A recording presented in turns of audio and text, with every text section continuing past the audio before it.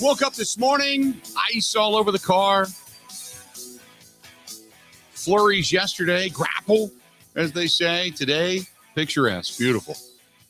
No wind. Nice. Not a bad day at all. I'll take it. And it's Friday. We're getting ready for the weekend.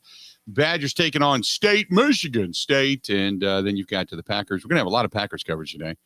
But the Packers taking on the New York Jets. And Iannazzone. Iannazzone? Is it Iannazzone? Iannazzone? Iannazzone. Iannazzone. Iannazzone. Wait, let me try this again. Welcome to the program. I'm still working through it too. Okay. Why do you sound miserable today?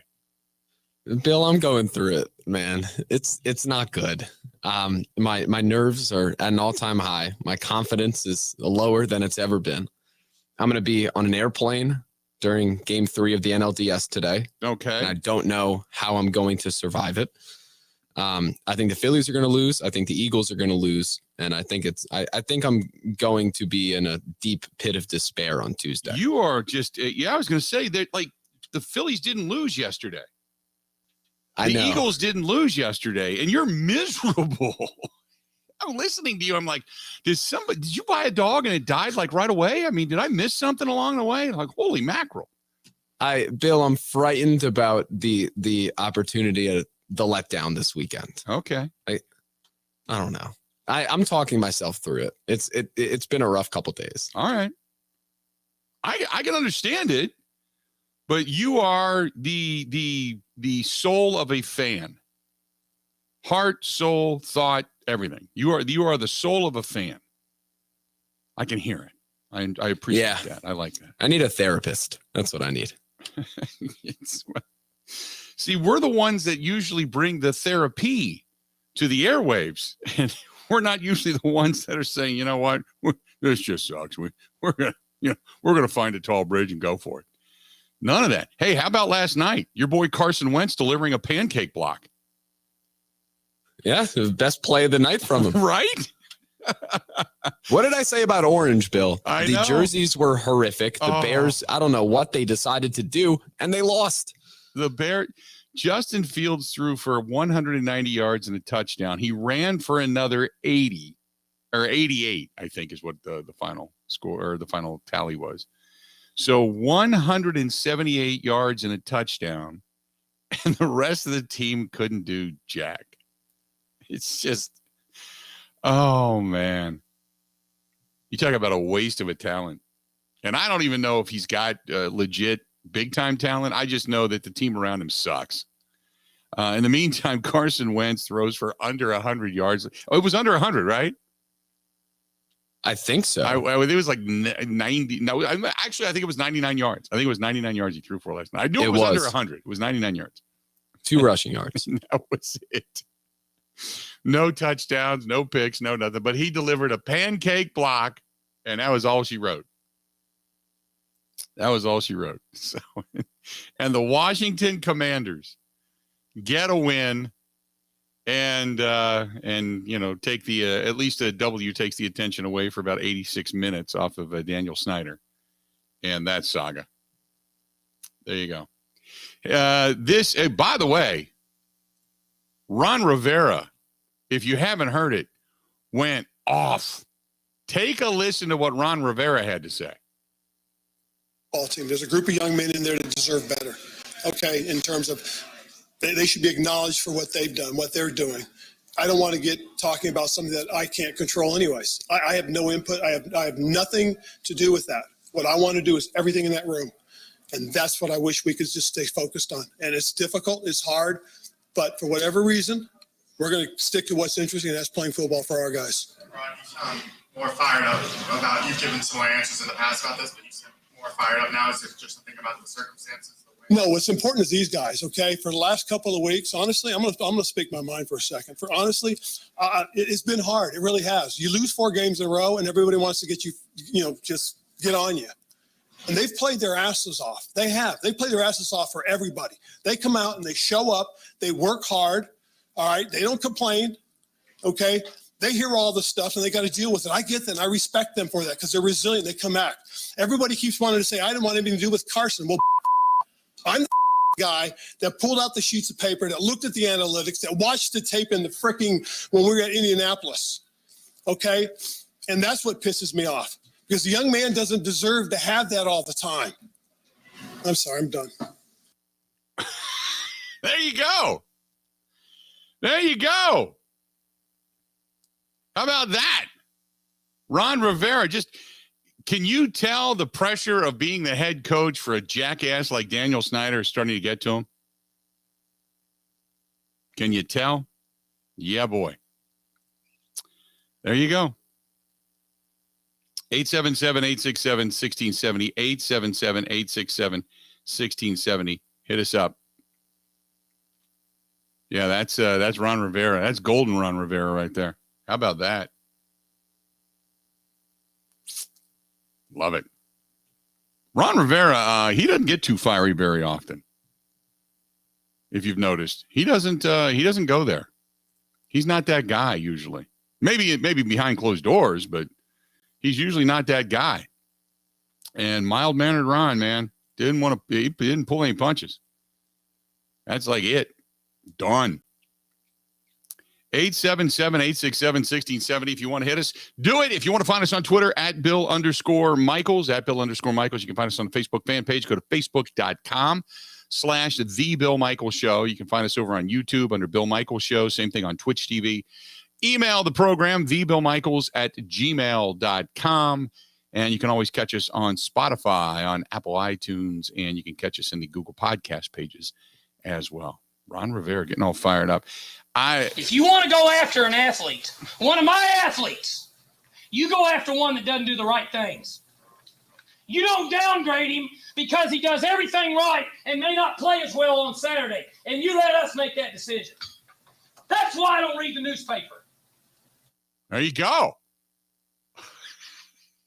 There you go. I like it. Oh, my goodness. Where are we at in society today? That's where we're at. Come after me. I'm a man. There you go. I'm 40. I'm a man. I'm 40. Well, just because you're 40 doesn't necessarily make you a man. Let's just be honest about that real quick. Right? Let's just slow your roll on that. I think you're 20 years too late with that take. Yeah. Just throwing it out there. I am a little late with it, but that's okay. I'm good with that. Oh, my goodness. What else do we have here for you today? Now that we're starting off such a flying start. Mark says, made me spit my coffee. Ron Rivera talking about Carson Wentz like he's some kind of Hall of Fame player. He's not saying he is. Let's be honest. He's not saying that. He's just simply saying that, don't pick on my guy. He needs some credit. Give him credit. Okay. I can understand that. I'll go with that. I'll give you that. Everybody keeps wanting to say, I didn't want anything to do with Carson. Well, I'm the guy that pulled out the sheets of paper, that looked at the analytics. It's just a ranting Friday. Is this how you feel today, Ben? Is this just your day? I don't know, honestly. I don't think I have the energy to go on a rant. Okay. Like I'm not passionate about a thought or whether I think teams are going to win or lose this weekend. I'm just deeply anxious. Okay. I think that's the best way to put it. All right. I can go in that direction. Good with that. I'm being told my heart rate is enough that I could be running a marathon right now. Yeah, you're ready to blow. Yeah, you're ready to blow. I can see that. We all can see that coming. If one day you just all of a sudden we can't hear you in the studio, it's like, I'm going to have to call Ebo and just say, can you go do a wellness check? And they're just going to find just explosion. What happened to Ben? He blew up. We have no idea. Just puffed. The Magic Dragon, he was gone that quick. Snuffed out far too early. Oh, we got Packers football to cover today. Mike Clemens going to join us in the final hour. Rob Reischel is going to be here. We're going to get the New York Jets side of things as well. So that's upcoming. Looking forward to that. And obviously, we're going to continue to talk a little Badger football. They're getting ready to take on State. Can they put together back-to-back wins first time this season? Big game coming up. And this kind of, if they can get the win at Michigan State, then, yeah, they've kind of put the train back on the tracks. And you got to feel a little bit better about that. So looking forward to that, too. 877-867-1670. 877-867-1670. Find us there. What else here? This one is from Anthony. Or no, I already read that one. I'm sorry. This is from Mark. Mark says the talk yesterday about Aaron Rodgers possibly retiring. The whole retiring thing, let me say this. I posted it and I said I don't believe it. Personally, my opinion, I don't believe it. I don't believe he's retiring. I think it will be another decision that's going to come after the season, whenever that may end next year. It's not something that I really believe in, but once something like that goes out there, you can't just ignore it. You deal with it. You either say, I agree with it, I understand it, or you say, yeah, I don't think that's going to happen. I don't degrade anybody that posts something usually. So I'm not going to go after the person that posted it. I'm just going to say, I just don't think it's going to happen. My opinion is no, I don't think that happens. Wherever he's getting his information, so be it. That's fine. I just don't think it's going to happen. But to me, it's a non-story. And that's the way I'm going to kind of go with it. So you take it however you want, but to me, it's kind of a non-story. There you go. Okay. Let's do this. We've got coming up. We got what else do we have coming up here? Kind of off my game today a little bit. You know what I was thrown off by? I was so fascinated with it's snowing up north, and it's snowing through the western portion of the state. Yesterday, Ben, by the way, in the Milwaukee area, the snow/graupel that came down yesterday, the earliest registered snowfall, which was tied with like 3 or 4 years ago, that we actually saw any kind of an amount in this area, happened yesterday. Now, if you go by what happened back then, which was 3-4 years ago, on Halloween, we got 6 inches of snow, and it was a really crappy winter.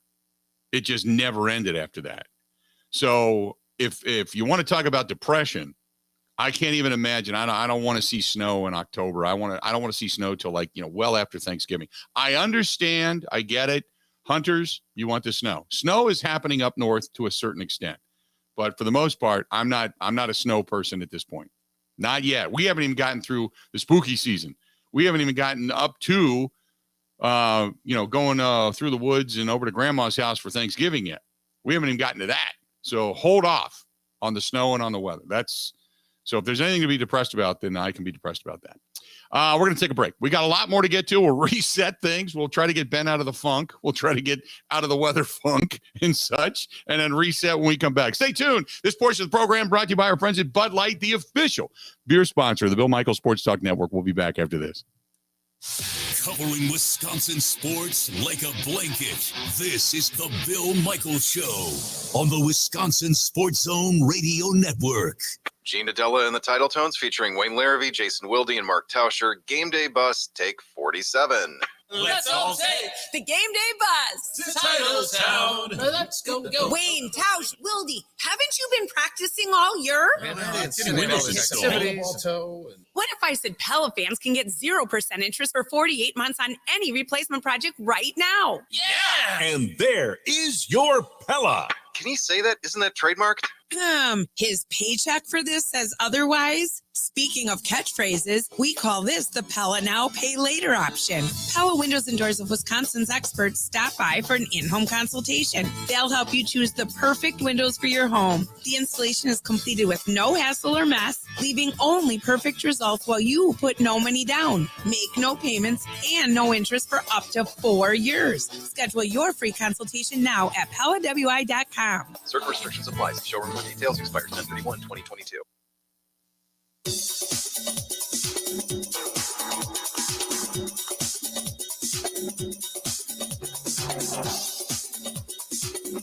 Bill Michaels will resume in 3 minutes.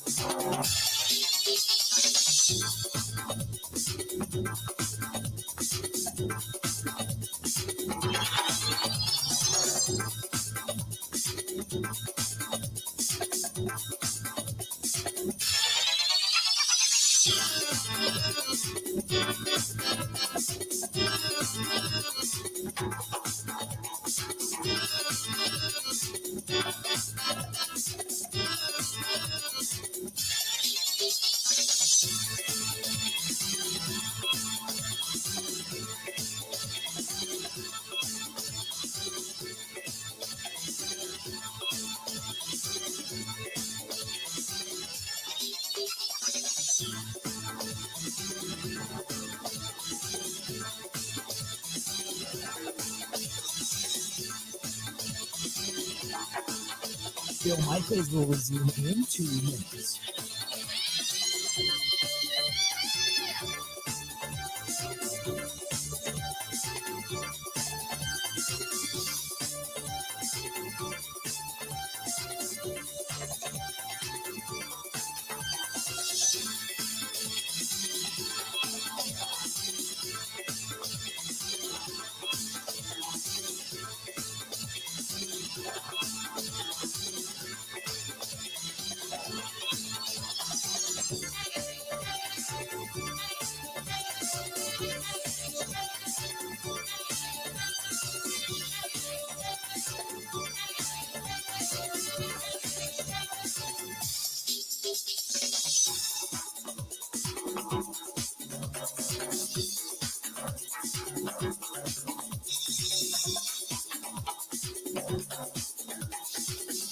Bill Michaels will resume in 1 minute.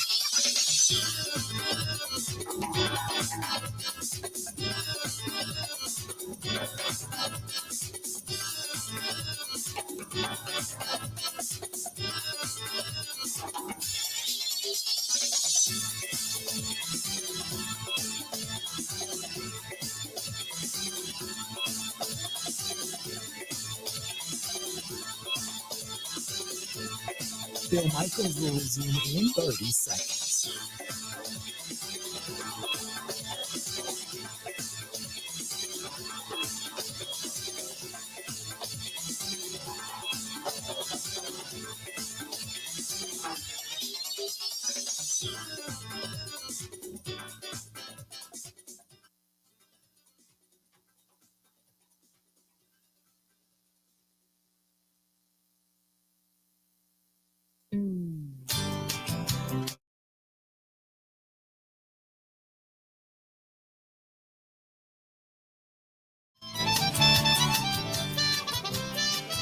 Welcome back. Bill Michaels Show. Good to have you on board today. This portion of the program brought to you by our friends over there at Stenny's. By the way, Stenny's, October 28th, they have their annual costume contest, the Halloween costume contest. We're going to be judging it again this year. Ben, you want to go? Friday night, October 28th? Ooh, I'm interested. Yeah, we're going to be judging that thing if you want to come with us and judge it. Going to be hanging out down there. Kristen wants to dress up. I'm not a dress up fan. I have the last couple of years, but I try to do it as minimally as possible. But yeah, she wants to dress up. I don't know what we want to dress up as. But yeah, given the trajectory things are going, I might be the Joker for Halloween. Okay. Unironically. So that's coming up. Stenny's, second and National Walker's Point. And they're going to be down there on the Friday night, October 28th. And excited about it. Did you see that another woman has come forward in regards to Deshaun Watson? Yes. Another one. The 26th known lawsuit has now been filed. Another one accusing him of almost the exact same thing. The lawsuit filed yesterday in Harris County, Texas. Watson accused of soliciting the plaintiff over Instagram this time with a direct message. He was staying at a Houstonian, as they say, Houstonian hotel room. Why was he in hotel rooms all the time? That's where the Texans got into trouble with the last lawsuit. It's a Houstonian hotel. And at this point, and I don't mean to diminish or downplay anybody that makes an accusation, but the question is, why did you wait until now when everybody else was piling on and this was all coming to light. Why did you wait till now? But apparently, the lawsuit states that during the session, Watson continually pressured her into massaging the private area before he removed his towel and then offered to let her get on top. She refused. Now, this is where I never understand this. And again, I'm not downplaying it at all. I just don't understand it from the male perspective. She refused to have sex with Watson. However, he was then able to pressure her into oral sex. Watson then paid her $300 for her services, although her normal charge was $115 for an hour massage. The attorney says, my client's experience with Deshaun Watson follows a series of disturbingly similar encounters reported by more than 20 women who have filed suit against the NFL superstar. And like so many of others, my client spent nearly 2 years struggling to cope with the shame and trauma from all that has been stolen from her, and the daily pain that has become her reality. What do you say? Just another accusation for Deshaun Watson. I don't understand. I never will, I guess. But that level of, if you get one or two, maybe people can conspire against you. It's happened before. We know that. And that's the shame of some false claims. But when you get this many people that have come out of the woodwork to say, yeah, this happened to me too, and then you can prove it in some way, shape, or form via, direct messages from Deshaun Watson. Let's just say from the very beginning, even if none of this actually happened, and I'm not saying it didn't, not at all. That's not what I'm saying. I've got a different point to make, so please bear with me. Even if none of that happened, if you are looking at Deshaun Watson under a microscope, this is now what, 26 lawsuits, was it 39 or 40 now, women, in a period of a year. What the hell are you doing surfing Instagram and Craigslist for massage therapists to meet you in hotel rooms? You cannot be this stupid or arrogant, but I guess I'm wrong. Then you take it to the next step for what it is. Obviously, the predatory side of things, what you're looking to do is basically go out and, pay women to have sex with you in different hotel rooms, at least according to the reports. It's like, what are you doing? What kind of a screw do you have loose in your head if you're Deshaun Watson? And now the worst part about it is he's got even more money. And even feels more like a king because he did it. He didn't have to play for a year. He didn't play football for a year, now a year and a half, almost a year and 3/4. He doesn't even have to play football, and he's getting paid $250 million to do it. What the hell is wrong with this world? Ben, what are you and I doing wrong, man? Well, a lot of things, clearly. We work in radio. I'm just like, what the hell? I don't know. When you live your life right, when you look at guys like that, what are you doing? All because he has athleticism, I guess. Oh, I shouldn't say I guess. Also, I mean, that's the reason why. Dan Snyder's whole deal is totally taking the focus away from it. Like Deshaun Watson's going to return in 5-6 weeks? Yeah. Yet I feel like that's when they announced the Snyder thing and no one even talks about Watson. Yeah. That's the problem with it all right now. Right. Yep. I get it. I'm like, wow. Amazing. Yeah, absolutely amazing. Deshaun Watson keeps on keeping on. But Dan, you're right. Daniel Snyder. It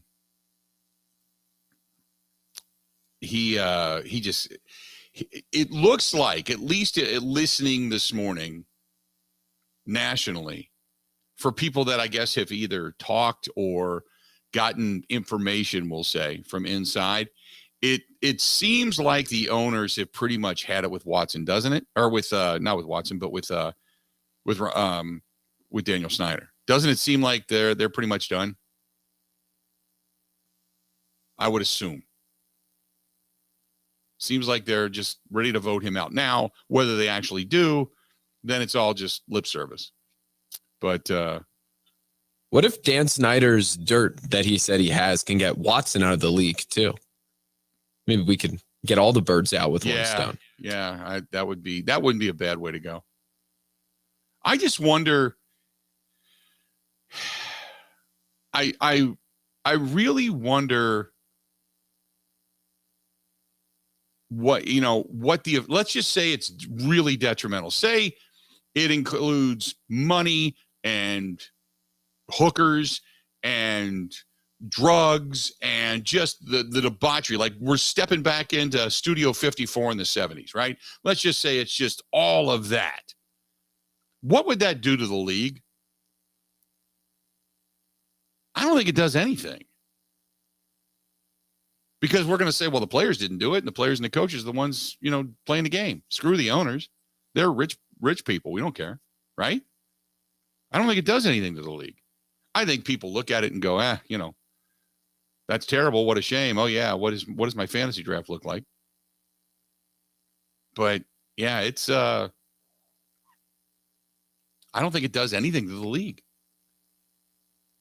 And remember, the owners have to vote Roger Goodell out. So unless there's criminal activity that would have to be dealt with legally, the owners are the ones that would have to vote Roger Goodell out. And I don't think they're going to do that. He's made them too much money. So I can't, unless Roger Goodell wants to leave, I can't imagine Roger Goodell leaving. I can imagine the embarrassment for owners in their own backyard if something comes out. But beyond, Robert Kraft got a jobbie before a playoff game, before he flew north to a playoff game. His team's in the playoffs. He's in Florida. He stops off at a strip mall, gets whacked, and then flies north to catch the playoff game. And then had enough money to be able to hide the video and get out of it. And nobody cared. We make fun of it. It's like, whatever. So I don't think anything hurts the league. I really don't. I don't know, unless you find some kind of cheating scandal where numerous teams are using something to cheat and records are falling and we're upset about it. I don't think anything knocks the NFL down. I just don't. Not at this point. I think the NFL is too strong. It's morphed into its own entity where it's just a beast and it's just going to keep moving. It's going to keep chewing people up and spitting people out, but it's going to keep moving. I just don't believe it's ever really going to fall on hard times. 877-867-1670. Hit us up. This portion of the program brought to you by our friends at Pella Windows and Doors of Wisconsin. At Pella, they got it going on right now. Right now, you have got this. We just saw the grapple flying down yesterday.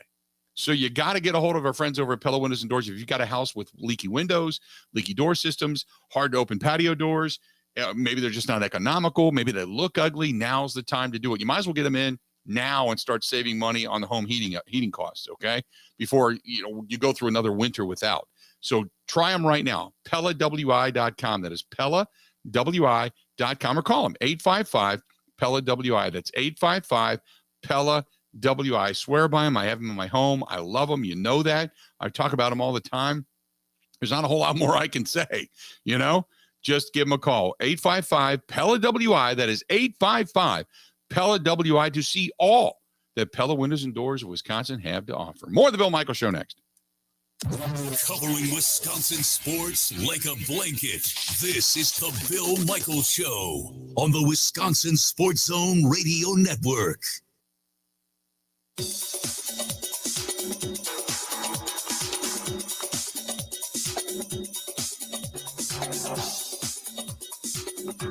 Bill Michaels will resume in 5 minutes.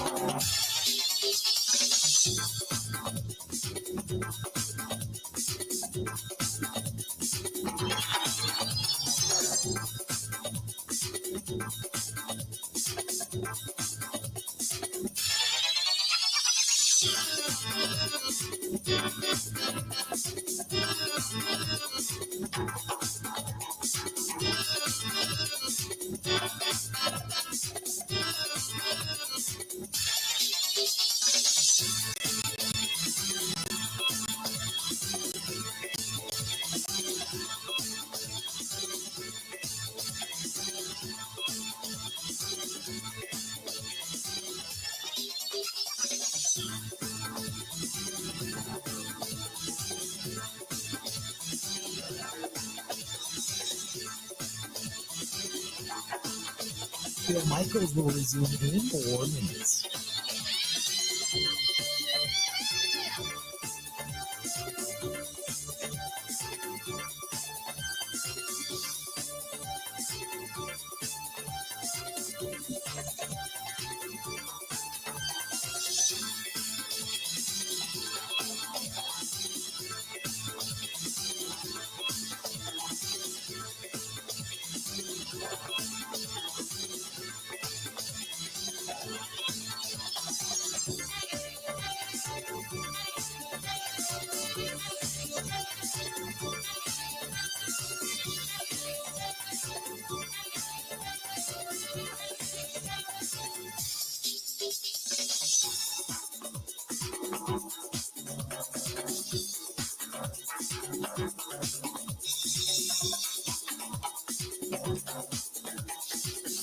Phil Michaels will resume in 3 minutes.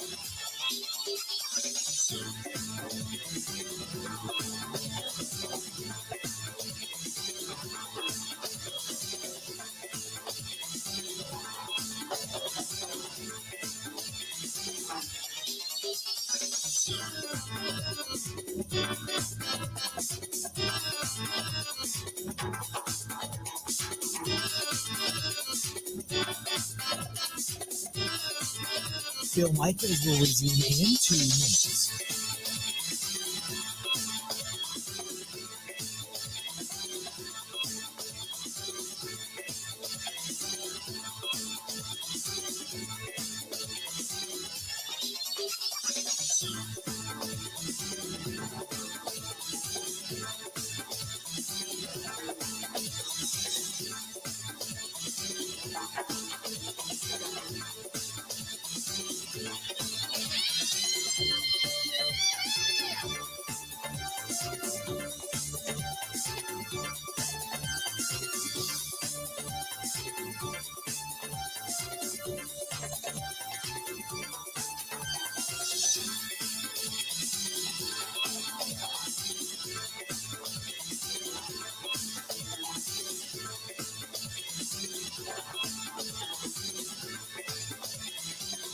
Phil Michaels will resume in 1 minute.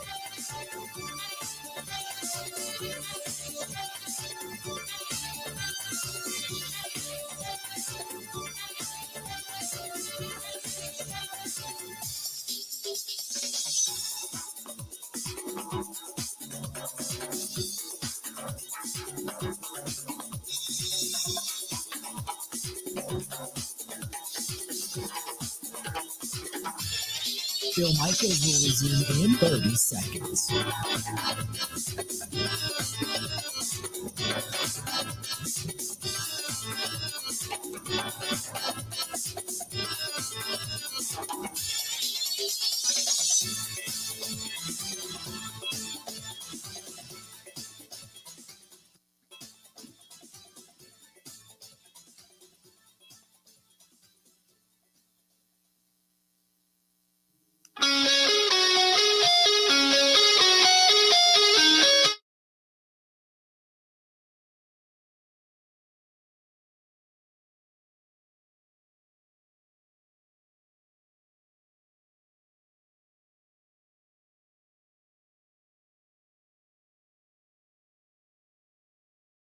Has gotten colder. You got flurries in the air. Doesn't mean riding season is completely over as of yet. If it gets a little warmer today or maybe even the next week, going to be out on the bike.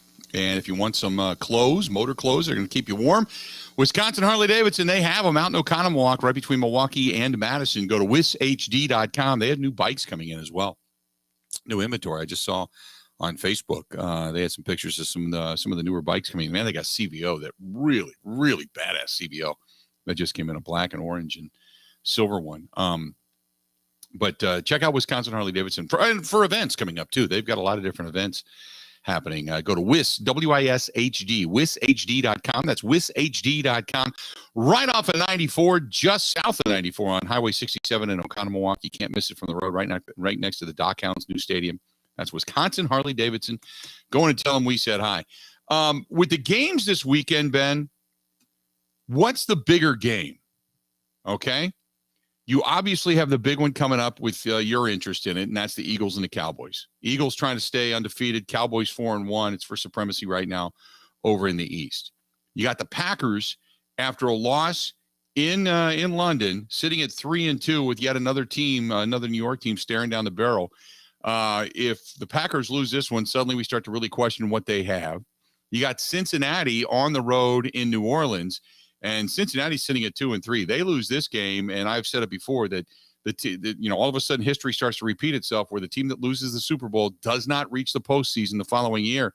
That could be Cincinnati as they start to spiral. And then the big one coming up, 4-1 and 4-1, the Chiefs and the Bills in Arrowhead. That's a huge game, and really for supremacy in the AFC. What's the bigger game that we have going on right now? What's the bigger story? And I know the story itself nationally is because, you got the Cowboys and the Packers, but the Packers aren't facing a big-time team. They're just facing, mediocrity. Whereas the Cowboys, are a big story because they're going in to face an undefeated Eagles team. But what do you feel the biggest story would be? Oh, I think it's Chiefs-Bills, no doubt. That could be for home field advantage in the AFC. See, I agree with that. Similar to Packers-Bucks, although things have kind of changed since then, where you felt like that game could really matter for who plays at home in the playoffs. I think this game in Kansas City will no doubt decide that. The Eagles-Cowboys game's big, but I don't know. Like, Dak's still not back. If the Eagles lose, they're still good. The Packers game, I think, is bigger than a lot of people nationally will talk about because for what you said, if the Packers lose, like, that changes a lot of things. I think there's some other stories that nobody's really paying attention to that we should. I think very quietly, if the Vikings get a win this weekend, they're 5-1. They're 5-1. And you got to pay attention to them. They'll be 5-1. If the 49ers get a win, they'll be 4-2 over there in the West. And very quietly playing good football with Jimmy Garoppolo. They'll be 4-2. Again, if the Buccaneers get a win, they're 4-2, and I don't think anybody really has a ton of belief in the Buccaneers right now, even though Tom Brady's at the helm. But I think there's some games that really quietly we're not paying attention. And also look at the Rams. If the Rams let's say the Rams, God forbid, they get beat by the Panthers. Let's say the Panthers get their second win of the season. East Coast to West Coast, they do the unthinkable and knock off the Rams. The Rams will be 2-4. And they're not necessarily their postseason hopes, but their divisional hopes, maybe even wild card, because then they're wild card after that. Because if you look at a 4-2 versus a 2-4, that's a world apart, man, in the National Football League. So there's a lot of big games this weekend for specific reasons. You start to look at playoff pictures, that things start to mold to a certain extent into shape. And you look at the psyche and mentality of teams. You're talking about two teams, the Rams and the Bengals. If both of those teams lose, both of those teams will be 2-4 coming out of a Super Bowl just 9 months away. Just 9 months ago. There's some real interesting storylines to the games this weekend in the National Football League. Rick says if the Packers fall 2 games behind the Vikings, that could be hard to overcome. I agree with you. 100% I agree with you. And that means that you not only have to catch them, then you have to beat them and hope for tiebreakers along the way. Because in essence, if you're going to get ahead of them, that's a 3-game lead. As it stands right now, you're 2 games behind them because they hold the tiebreaker. I completely agree with you, Rick. You right now, you can't afford to stumble. And that's why, I don't think there's a lot of people looking at the Packers-Jets game as some kind of pivotal game, but I am. There's a lot of pressure on this game. This early in the season, 5 games in, 6 games on the docket, the 6th one on the docket. This is almost a must-win game for the Green Bay Packers. It's not in the sense of whether you will or will not make the postseason. And I've said all along that, to me, I don't care if you get in as a wild card or win the division. But if you're going to talk about winning the division, this is almost a must-win. Almost a must-win. I'm not saying it is. I'm saying it's almost. But it's a big game coming up this weekend. No doubt about it. And then I think there's signature games to look for. Does Josh Allen again get over on the Chiefs? Can the Chiefs stop what is the machine of the Buffalo Bills? Big game for Jalen Hurts.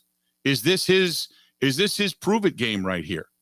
Is this his prove it game? Big game for Aaron Rodgers. After the ineptitude of the offense last week, all the questions that are being thrown out, big game for Joe Barry and that defense as well. I think a big game there. Kirk Cousins, they're not going to face Tua. Looks like Tua, even though he's been back at practice, he has not been cleared as I know of it yet, right, Ben? Correct me if I'm wrong. Correct. I believe he has not been cleared yet. Yeah, I don't know if he's going to be cleared. I know that their backup was quoted this week as saying I'm the starter. So I don't know if that meant something of the effect of he's been told that no, he's going to start, or just that he's going to take starters reps throughout the week. But Skylar Thompson, he's all excited. It's all Skylar Thompson all the time right now. So I don't know if he's going to, lead them to victory or not over the Vikings, but that's a big story. But there's some really good, if you look close enough, there's some really good storylines in the NFL this weekend, without a doubt. 877-867-1670, 877-867-1670. If you want to find us, please go ahead and do so. Tua and Teddy Bridgewater both still in concussion protocol, according to Mike McDaniel. And if Teddy is cleared by tomorrow, he will apparently back up Skylar Thompson. If he's not cleared, Reed Sinnett will be elevated from the practice squad to back up Skylar Thompson. So in other words, Tua is not going to be back in this game. While Tua has been at practice, they're not even going to risk putting him in this game, coming off of the back-to-back concussions. So how about that? Skylar Thompson, the man. He's a man. But really interesting stuff, man. Speaking of that, how is this all going to affect betting? And we're going to talk about some locks, some bets, some things on that side as Potawatomi, brought to you by Potawatomi Hotel Casino. We're going to talk with Matt Mitchell, the Action Network. He is going to join us coming up next. Stay tuned. We're going to talk about some of the cool storylines and how the quarterbacks will or will not affect the betting line. Stay tuned. We got more coming up right after this. Ready. This is the Bill Michaels Show on the Wisconsin Sports Zone Radio Network. One of the worst things that you can hear, you have cancer. The worst is when you hear the words, your child has cancer. When a child is diagnosed with cancer, it changes their world. Sometimes they can't even do things that they really love, like playing soccer, riding a bike, going to prom, attending school. Children with cancer spend a lot of time away from others, time in the hospital, treatments, tired, nauseous, and they feel isolated. That's where Special Spaces Wisconsin steps in.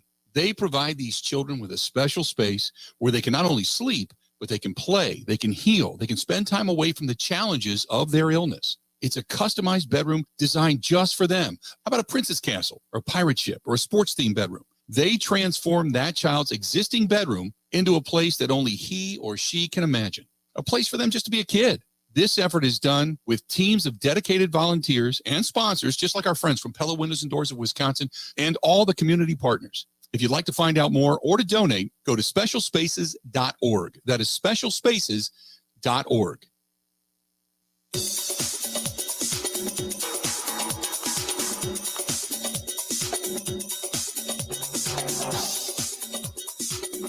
Bill Michaels will resume in 3 minutes.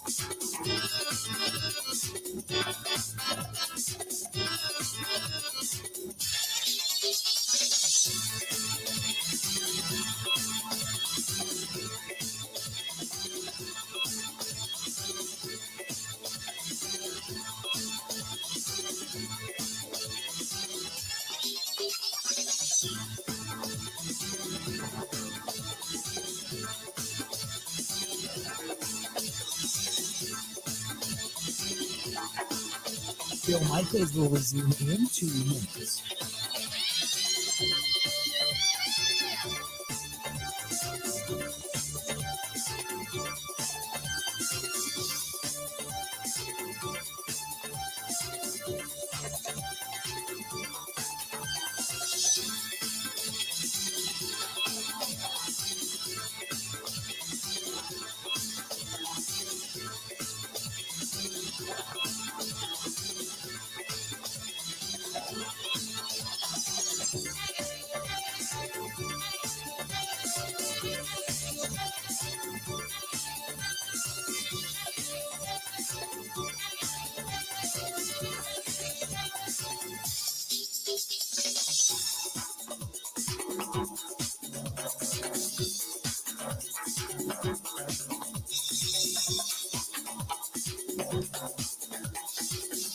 Bill Michaels will resume in 1 minute.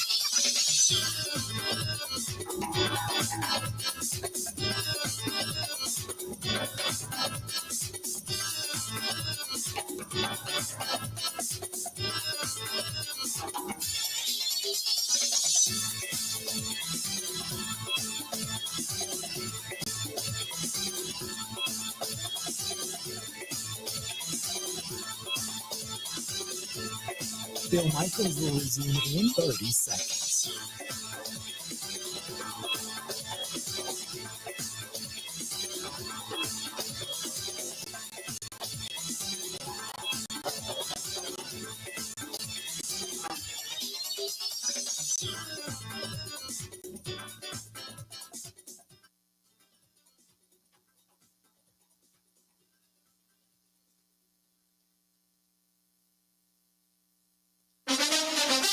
Now, in Green Bay, here's Mike Clemens. The Packers held practice outdoors, getting ready for Sunday's game against the Jets. Kickoff here at Lambeau Field at noon. Aaron Rodgers looked fine in practice despite a thumb injury. Linebacker Rashawn Gary added to the list with a toe injury. Running back Kylan Hill is back at practice after suffering a torn ACL, returning a kickoff last year. Amari Rodgers has been up and down as a kick and punt returner. Defensive back Keyshawn Nixon may take over on kick returns. Special teams coordinator Rick Bisaccia says Nixon was a returner for him with the Raiders. He's really fast. He's really physical. He's just got something about him. He's got some dirt in the back of his neck. And, he did return for us, and we'll see what happens. The Packers secondary only has one interception so far, near last in takeaways. Defensive coordinator Joe Barry asked if he'd consider moving Rasul Douglas from the nickelback spot in the slot to cornerback. Love to be able to get to that. And as I've told you guys before, we feel that we have multiple guys that can play the nickel.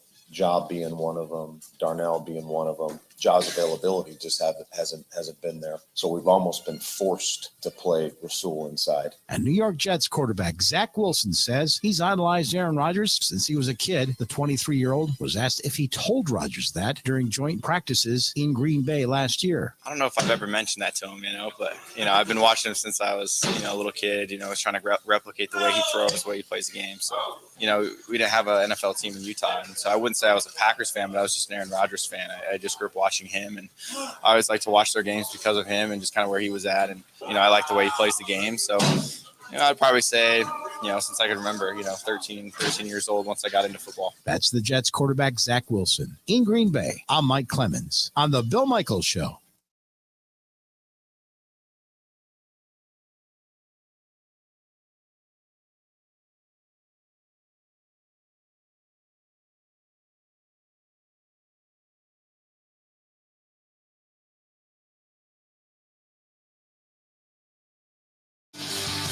Welcome back. Our friends at Potawatomi Hotel Casino reminding you 5 times slot points. Warm your hands with some extra winnings. Play the slots with your club card Tuesdays in October for 5 times the points.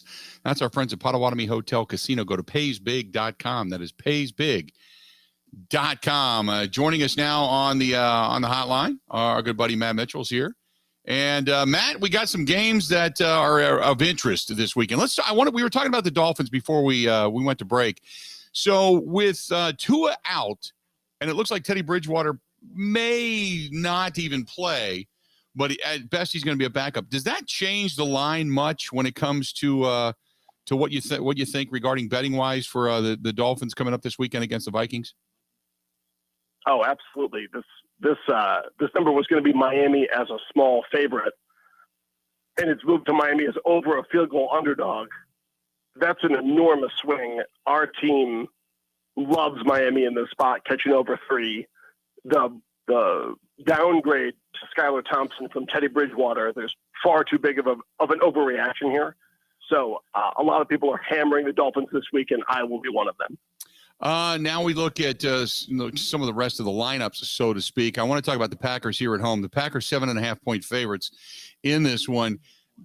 There's some people talking about the possibility of an upset alert. Is the 7.5 too much for the Packers coming off of that loss to the Giants? Yeah, I've got sour news for Packer fans. Pro gamblers are lining up to take the Jets at anything over a touchdown.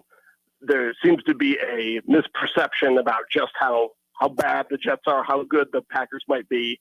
Because right now, the Jets are flying high, so to speak. The Packers couldn't look a lot worse, especially coming off that dreadful loss.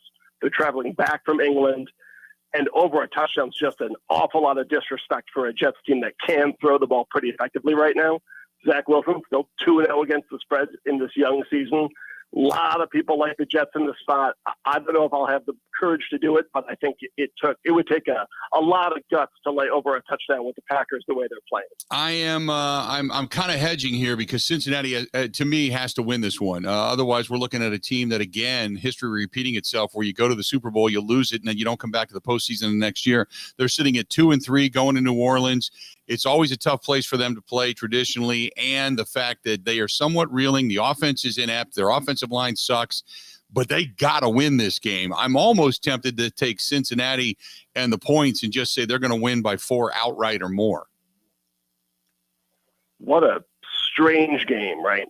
And It's incredible that the Bengals are now reaching one of the longest consecutive over or under streaks, one of the longest total streaks in history. I believe they have gone under in 10 consecutive games dating back to last season. This offense is stumbling and bumbling. Their offensive line looks dreadful. I think you're right. It's a make or break game. I'm leery of the game entirely. It seems just very fishy. But you're right. In a game with a total like this, probably good to take points, but I'll be skipping it. The whole thing that Bengals thing seems like a mess right now. Another good one. Ravens on the road against the Giants. Baltimore is giving 5.5. The Giants sitting at 4-1. Ravens sitting at 3-2. Their secondary's not that good, but they got after Joe Burrow last week and beat up on him. While the Giants, Daniel Jones, we saw him even with a bad ankle. He was running. They were able to move the football. Saquon Barkley with that shoulder, I think he's going to be, no problem, going to be able to go in this one. Where do you see the Giants? Do I take the Giants at home just straight up? It's like a loser leave town kind of game, right? We're going to learn an awful lot about which one of these teams is legit. So are the Ravens on the downturn? Are the Giants ascending? Or has this Giants run been unsustainable? We're going to learn by the time this game's over. I trust John Harbaugh more than Brian Dable, but that's a pretty big number for a Giants team that's been scoring using smoke and mirrors. But coming off that trip to London, I would prefer laying it with Baltimore. You got 2 big games this weekend, Bills and the Chiefs. Buffalo giving 2.5 on the road in Arrowhead. That's a scary number to me because I know the Chiefs are just so good, even though everybody's picking the Bills to go to the Super Bowl. But the Chiefs are at home, and we know that home field advantage down there in KC. It's difficult for me to put down the Bills hat as a fan, but even as a gambler, anybody within the sound of our voices, Buffalo's winning this game. I don't know if it's going to be particularly close. The Bills got their guts ripped out in that playoff game, and they spent the whole offseason constructing an entire team just to beat Kansas City. They beat them in Arrowhead during the regular season last year. They're going to do it again on Sunday. It's a game I feel incredibly confident about.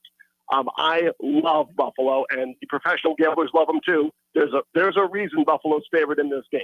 Real quick, we got the Cowboys on the road against the Eagles. Philadelphia giving 6.5 to the Cowboys on this one. This could be the big time coming out party spotlight for Jalen Hurts. Meanwhile, the Cowboys defense, they're getting frustrated about all the Hurts talk. Who do you see? There's no way Philly loses this game. The Cooper Rush party is over. He's undefeated against the spread. That is not sustainable. I'm not sure if Philly covers the number, but I don't think there's a universe in which this Cowboys team beats that Eagles team this weekend. Then real quick, I got to ask you baseball-wise, because I know Ben's holding his breath. He's got the Phillies and the Braves coming up tonight. Give me your thoughts on the Phillies in this series against the Braves. I like the Phillies tonight, and I like Phillies for the series. Spencer Strider pitching today, this afternoon, just signed a big contract with the Braves. A great spot to fade him. Go fighting Phillies. Go fighting Ben Kenny. There we go. Good stuff. Great stuff as always, Matt. I appreciate it. We'll talk to you again next week. Good luck, everybody. All right, buddy. Talk to you later. There you go. There's some ideas. Ben, do you feel better now? A little bit. You are the ultimate pessimist. I might wait to throw up for another 30 minutes. All right. Good stuff. Keep a can nearby. There you go. That is our buddy, Matt Mitchell, the Action Network. That's where you can see his stuff. It's brought to you by our friends at Potawatomi Hotel Casino. The betting segments Monday and Friday. Always love them. If you're in it, do it. There's your info. Good stuff. Go to paysbig.com. That is paysbig.com. 3 more hours yet to go. The Bill Michaels Show rocks on right after this.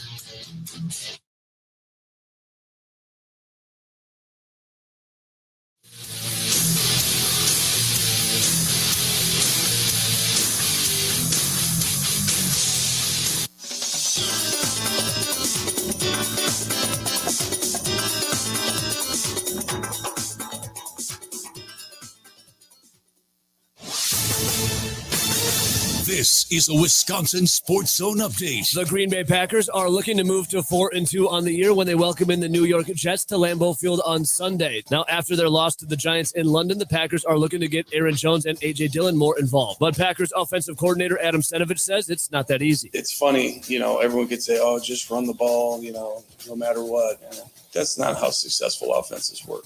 Bad offenses are just stubborn. Hey, we're doing this no matter what. I'm not changing. I'm not doing this. And I think that's bad coaching. And players will look at that and be like, why are we doing this? The Packers currently sit at scoring 19.4 points per game. That's 22nd in the league, and hope to get an uptick this Sunday at noon. To Wisconsin football, tackle Logan Brown has entered the transfer portal, but yesterday interim head coach Jim Leonard said it wasn't by choice. He was kicked off the team. The reality of what happened is that there was an internal incident here within the program, and Logan Brown was dismissed from the program. It was not a choice. He was dismissed from our program. The Badgers now turn their attention to the field, looking to pick up their second win in Big Ten play as they're in East Lansing on Saturday to take on Michigan State for a 3:00 kick. Rural Mutual Insurance, keeping Wisconsin strong. When a company only does business in Wisconsin, that's Wisconsin Strong. Rural Mutual provides all lines of insurance, including commercial, farm, home, and auto. And your premiums stay right here to keep Wisconsin strong. Local agents, local underwriters, local claims adjusters. Rural Mutual Insurance, keeping Wisconsin strong. The Milwaukee Bucks finished up their preseason games this week. Their season begins on the 20th when they're in Philadelphia to take on the 76ers. And Wisconsin basketball has finished up Big Ten Media Days. They were picked to finish 9th in the league. Their season gets underway on the 30th with an exhibition match against UW-Eau Claire.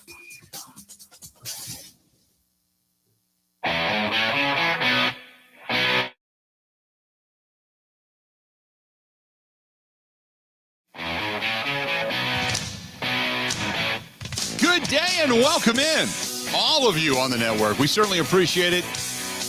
It is a day where it's a Friday. Sun went away. I saw was my buddy Dwayne up at Dwayne's Covered All shot me a video, sent some snow falling up in the Wausau area and up north. And not happy about that. The clouds have rolled in where I'm at after starting off to be just a picture-perfect, beautiful day. And I'm in a good mood. I'm feeling it. Ben, on the other hand, Ben Kenny is in an anxiety-ridden state where at any point in time he could throw up in a garbage can. You doing okay, Ben? I'm still here.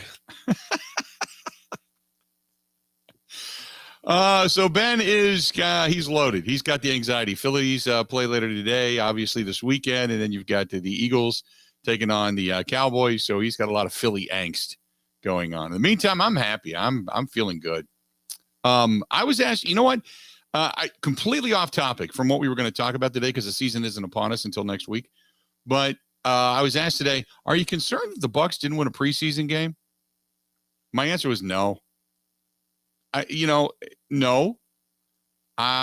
First of all, Giannis didn't play a whole lot in the preseason. He played in the final game against Brooklyn a little bit more so than anything. Did you see it got a little testy between him and Ben Simmons too, by the way? No, I did not see that. Yeah. I haven't been monitoring the Ben Simmons front Yeah, recently. it did. Ben Simmons naturally looking around as if to say, what the hell did I do? But Giannis, Ben Simmons playing a little bit physical, more physical maybe than Giannis liked in the preseason. And Giannis gave him kind of an elbow as he passed by. Yeah, getting a little testy. Well, that's one of those storylines we'll watch as the season moves forward.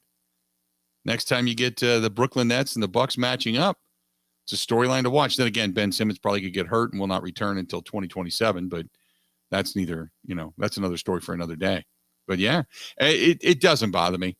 It really doesn't. I don't mean to downplay it by any stretch of the imagination, but the Bucks they don't even flip the switch until the end of December. So I'm not worried about it. I enjoy it. I love watching it. It's on in the bar all the time. But no, I'm not concerned they didn't win a preseason game. I don't care. I know that I was listening to Budenholzer talk and just said, we need to get better. I mean, Budenholzer was unbelievably generic in his post-game presser, what I did listen to. And he's right. Look, they're working on certain things. They're working on combinations. A lot of the guys that, are not going to see a ton of playing time got a ton of playing time. I think he was just trying to find out, kind of some of the depths that they have, but not concerned at all. Chris Middleton's not playing yet, so he hasn't played a game since, a while back. So I'm not, not concerned about it. Not in the least. That's our Buck segment for the day. We did a good service there, I would assume. 877-867-1670. Mark says, how can you say that people are not taking the Jets serious? Now, I never said that. I think what you're misconstruing is that Matt Mitchell said that the money, the bettors, are starting to come towards the Jets.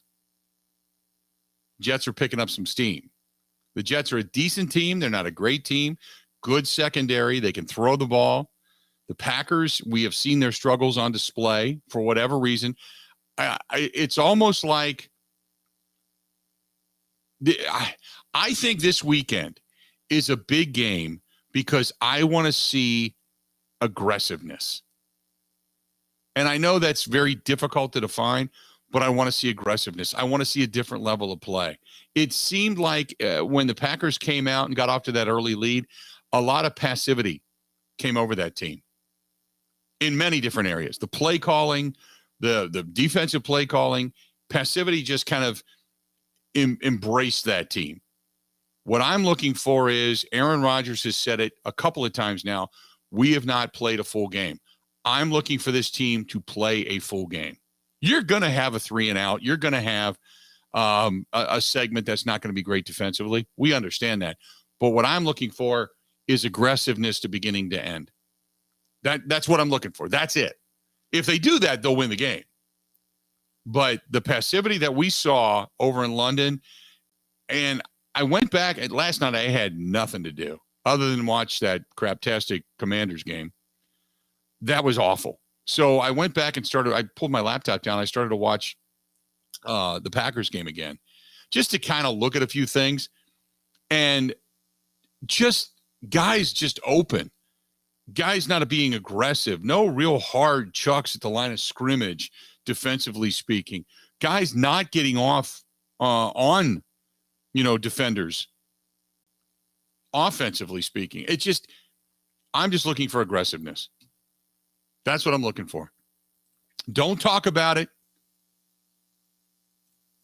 Just I'm looking for aggressiveness. That's it.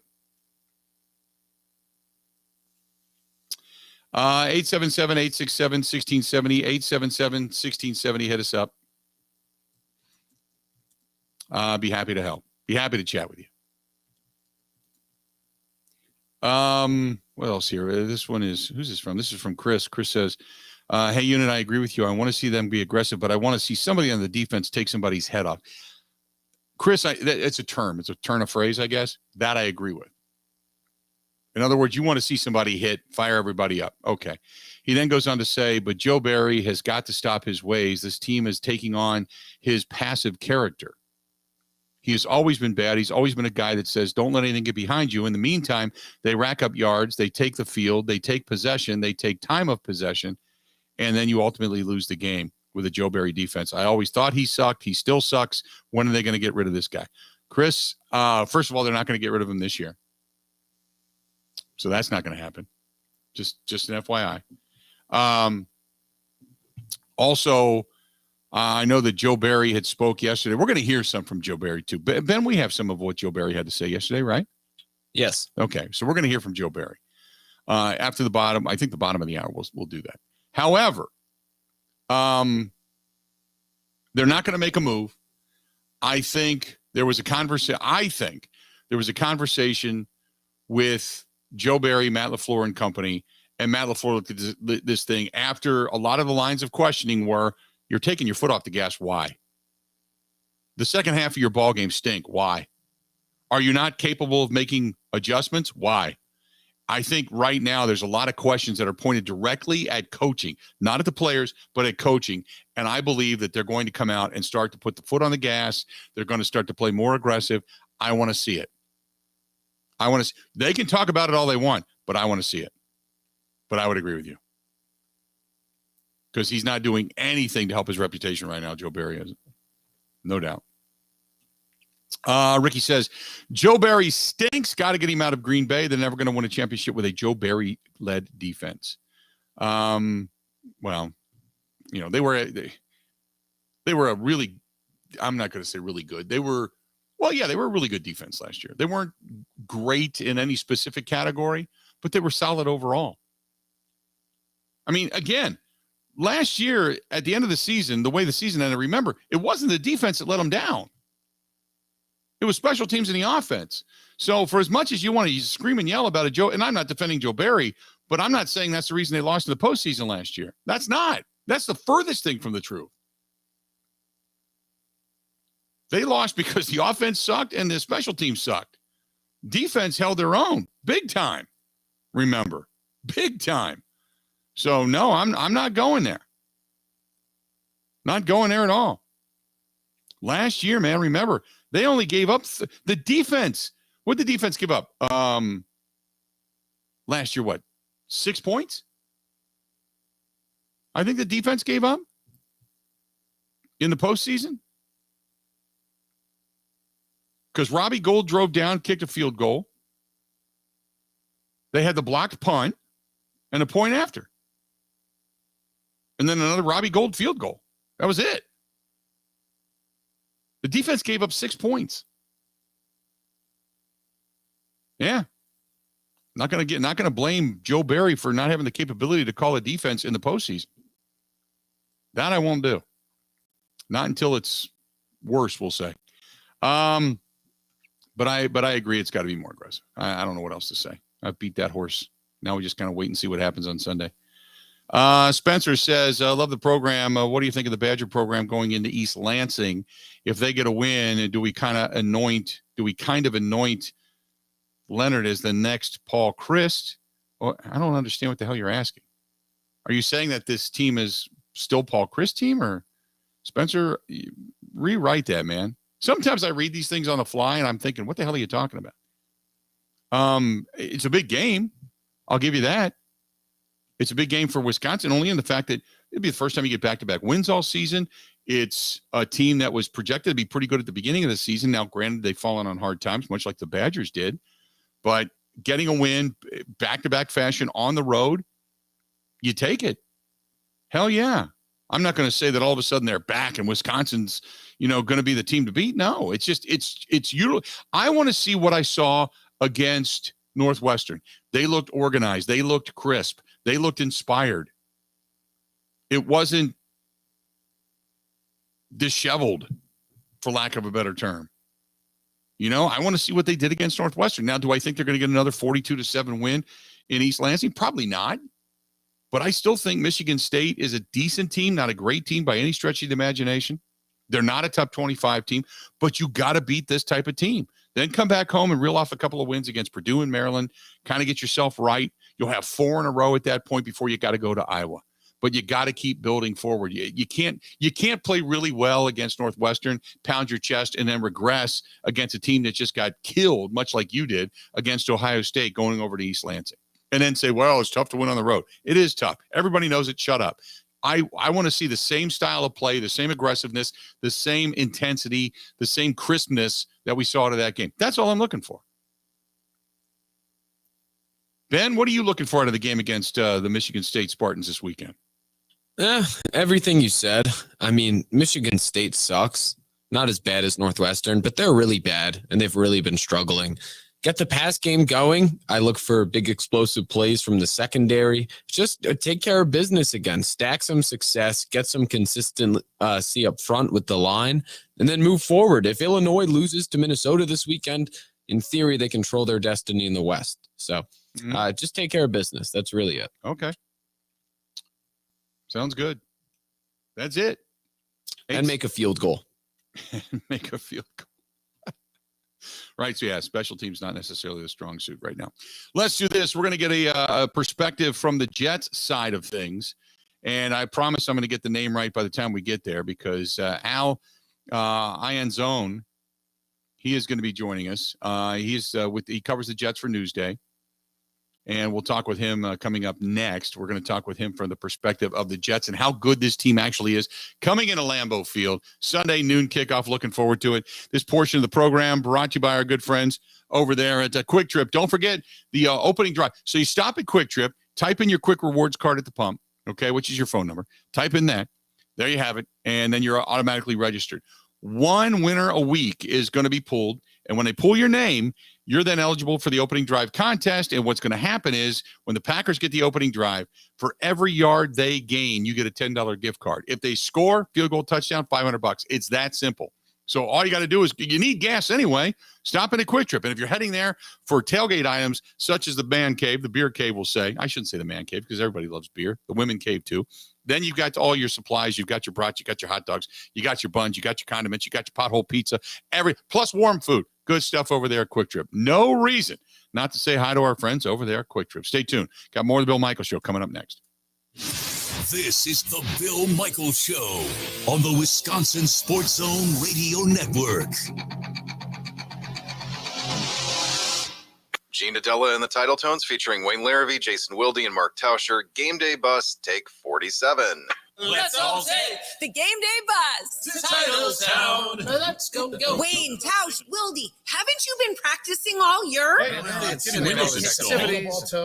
What if I said Pella fans can get 0% interest for 48 months on any replacement project right now? Yeah! And there is your Pella. Can you say that? Isn't that trademarked?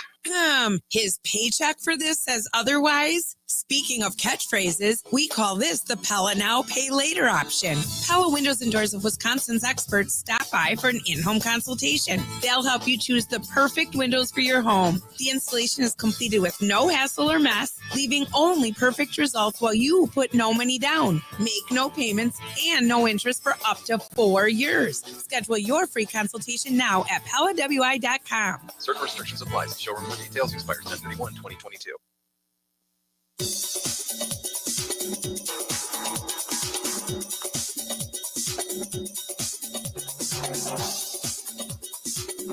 Bill Michaels will resume in 3 minutes.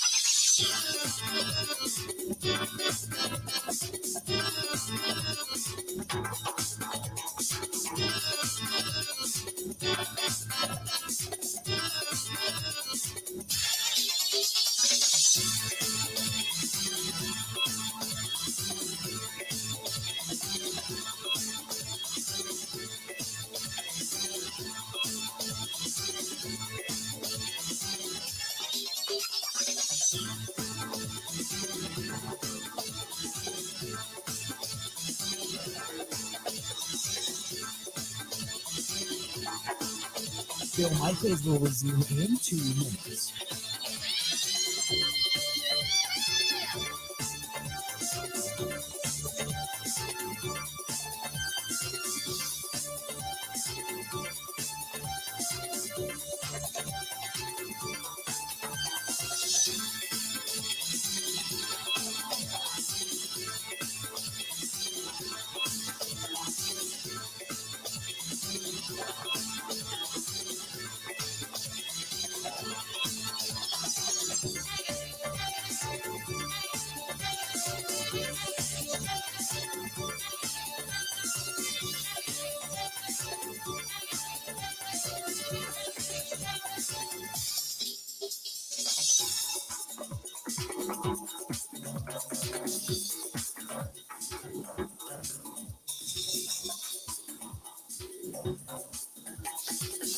Bill Michaels will resume in 1 minute.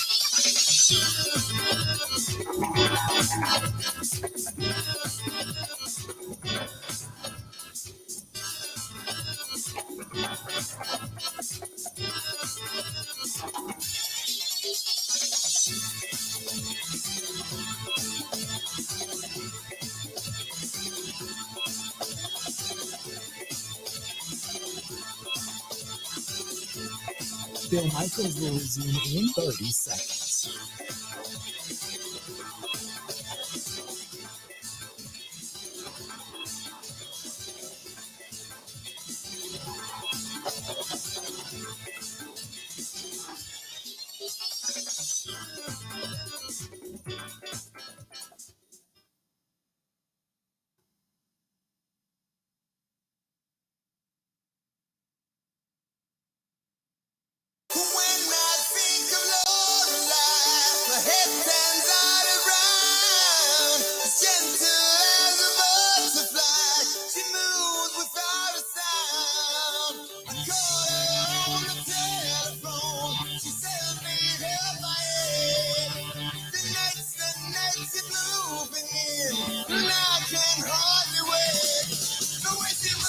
Good to have you back. Bill Michaels Show. We continue on. This portion of the program brought to you by our good friends over there at Quick Trip. Again, telling you to use that Quick Rewards card. Get registered for the opening drive contest for the Green Bay Packers. Proud Packers supporter as well. Good stuff there. Al Ianazzone from Newsday, covering the New York Jets, joining us on the hotline. Al, how you doing, man? Good. How are you? Doing really, really good. Big game for the Packers coming off of the loss to the Giants. And at first, you kind of look at this game at the beginning of the season, you go, the Packers should beat the Jets at home. They've really been really good protecting Lambeau Field since Matt LaFleur got here. I don't know if that's the case anymore. What is the perspective in New York right now coming into the face the Green Bay Packers?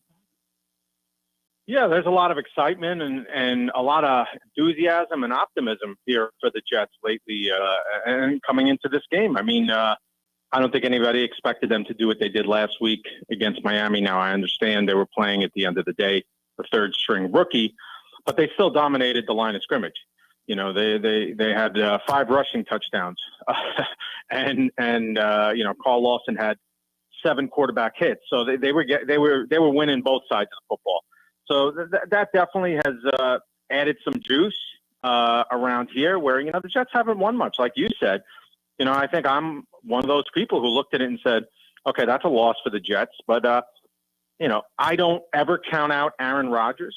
But there's definitely a different feeling going into this game now as opposed to, maybe before the season started. I was reading the statistics for this Jets team, and the amount of pressures, the amount of hits, the amount of passes defended is impressive. Their secondary has been really good. And the fact that they're playing a wide receiving core that's not, for lack of a better term, Aaron Rodgers can only do so much. I guess that's the way you got to look at it if you're the Jets, right? To just, Aaron can't catch it. So you got to, if you press these guys and you really play aggressive, they're not a great wide receiving core. You got a legitimate shot at beating them up if you can contain the run game.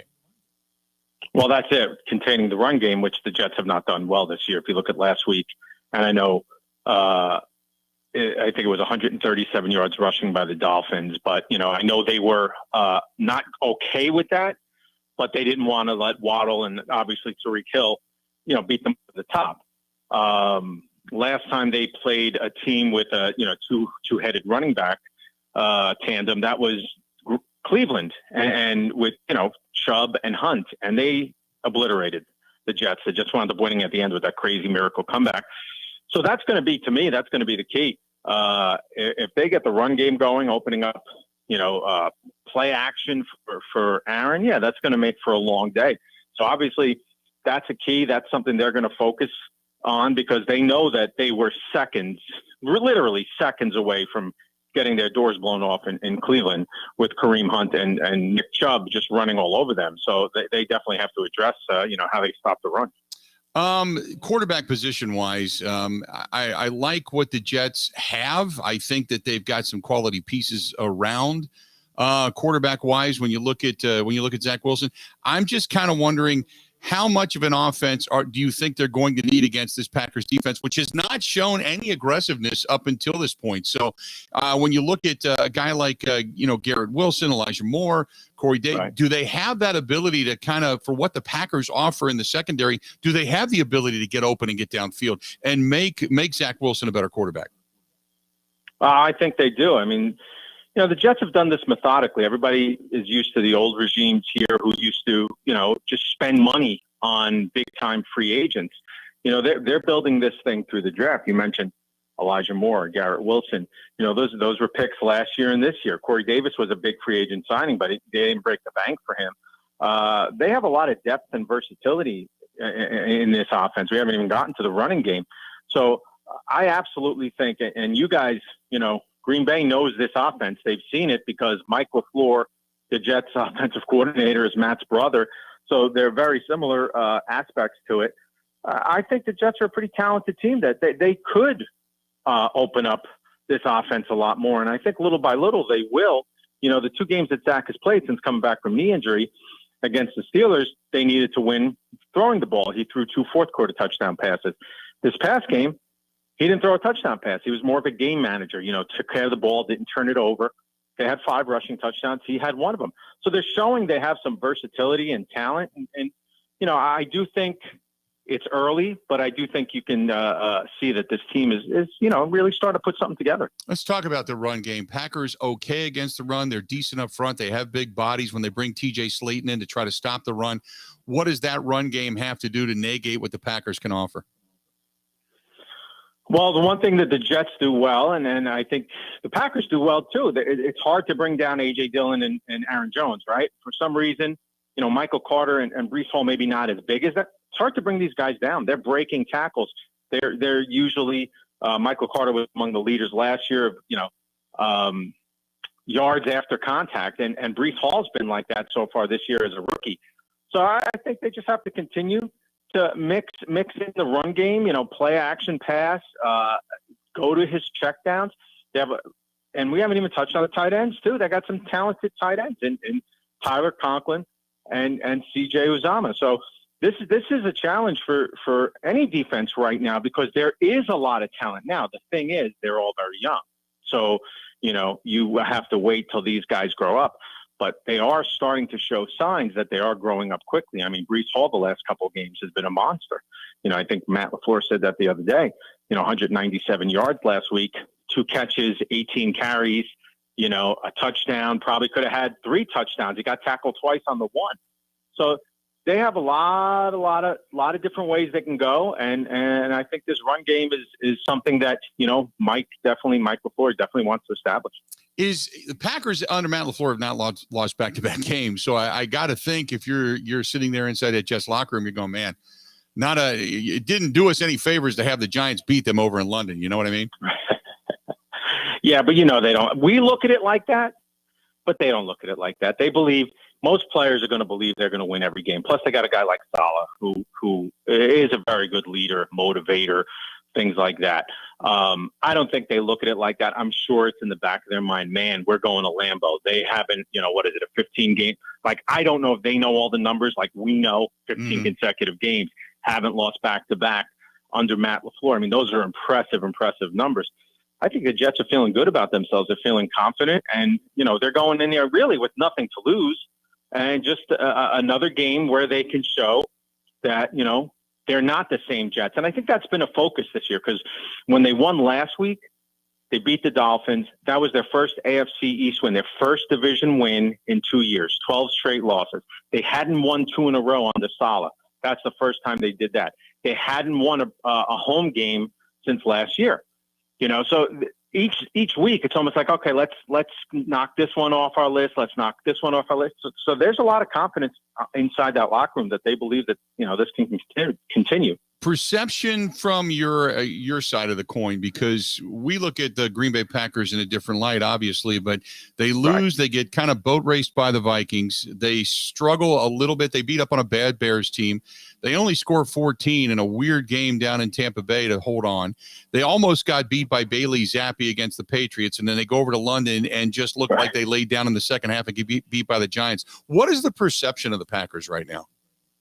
Yeah, I think it's like, getting used to playing without Devontae Adams. That would be my perception, because obviously he's a tremendous talent, and he was not only a security blanket, he just was a dominant player for Aaron Rodgers. That connection was historic, in my opinion. So I think now you got young guys, and you got a quarterback who's trying to make it all work. I heard where he said the other day that he feels like it's going to come, and of course Aaron Rodgers, he's a 2-time MVP. No one's ever going to count these guys out, but they certainly don't look like, every year under Matt, they look like the class of the NFC. They don't look like that right now. It's only week 6, I guess. So, there's still time, but they certainly don't look like the same team. Great to talk to you, man. I appreciate the perspective. Best of luck always, and then we'll talk soon, okay?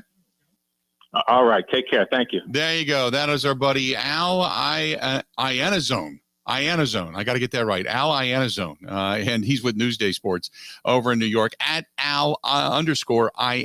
IANNAZONNE. Al Ianazzone. I got it right there at the very end.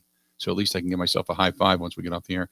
Let's do this. We're going to take a quick break. We're going to come back. When we do, the guy you've been wanting to hear from, he has to field questions, right? Joe Barry. We're going to hear his discussion with the media. That's going to be coming up. Hey, I'm going to tell you about our friends at Skipper Buds. Look, we've already had some nights that are freezing. If you have not had your boat in for service yet to get it winterized, boy, you're playing with fire here at this point. Don't do what I did and leave it out too long. And then the next year you go, hey, go ahead and summarize that thing. Get it ready to go, only to have them say, yeah, you're screwed. Your engine's blown up. So get it done. If you haven't already, man, I pray for you that your engine isn't all swollen up and popped at this point. But get a hold of them. Go to our friends at Skipper Buds. Tell them you heard it here. Tell them you want to talk to Kathy or Ryan. And to get a hold of them, just say, hey, can you get us in? I need to get this thing winterized. 262-544-1200. 262-544-1200. In Pewaukee, 262-544-1200. Or if, say, yours was you're looking for a new one, or yours wasn't right this year, you want to upgrade, you want to downgrade, they're doing all kinds of deals right now, and they got a ton of inventory. Again, 262-544-1200. That is our friends at Skipper Buds. Good stuff. When we come back, going to hear from Joe Barry, defensive coordinator for your Green Bay Packers, and get his thoughts on this milquetoast-ass defense. More of the Bill Michaels Show next. Covering Wisconsin sports like a blanket, this is the Bill Michaels Show on the Wisconsin Sports Zone Radio Network. Get your grill on. How about those ribeyes, chuck roast, burgers, wieners delivered right to your doorstep? Go to ScholzieFamilyBeef.com. That's ScholzieFamilyBeef.com.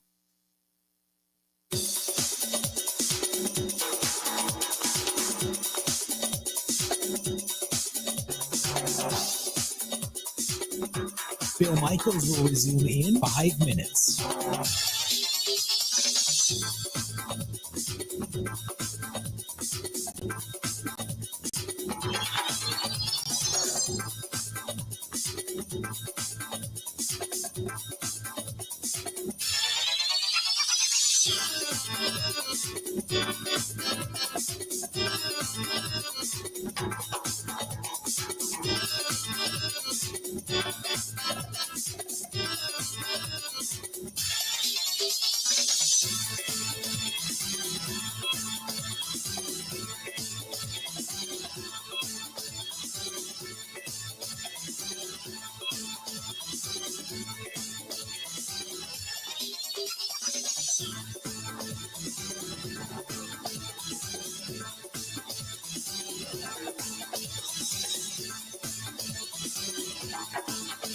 Bill Michaels will resume in 4 minutes.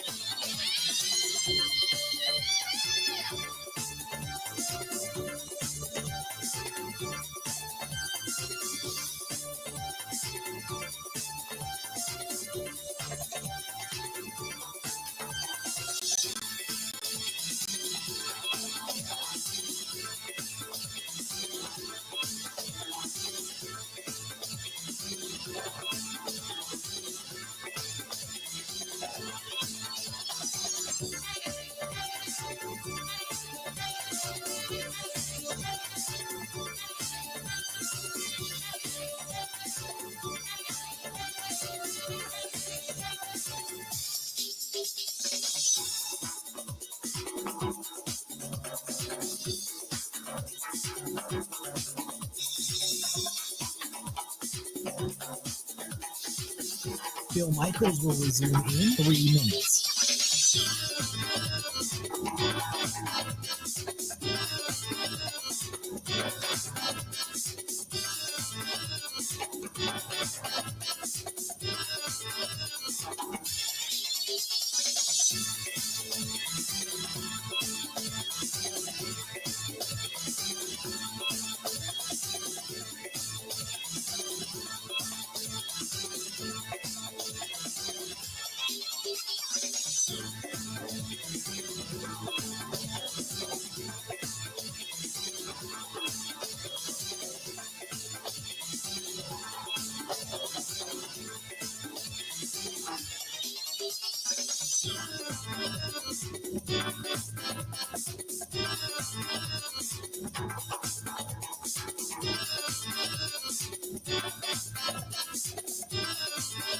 Bill Michaels will resume in 2 minutes.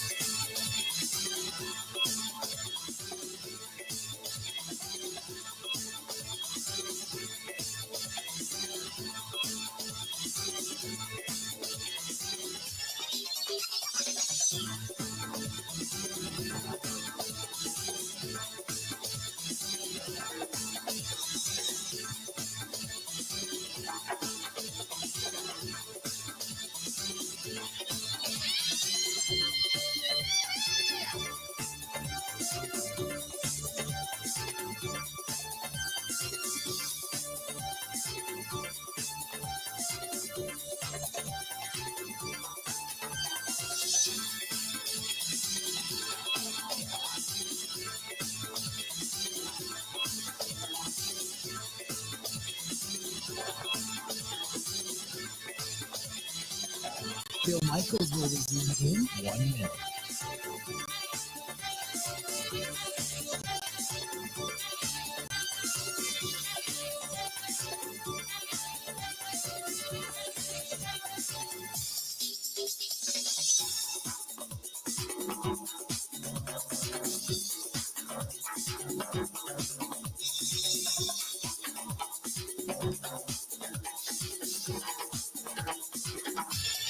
Bill Michaels will resume in 30 seconds.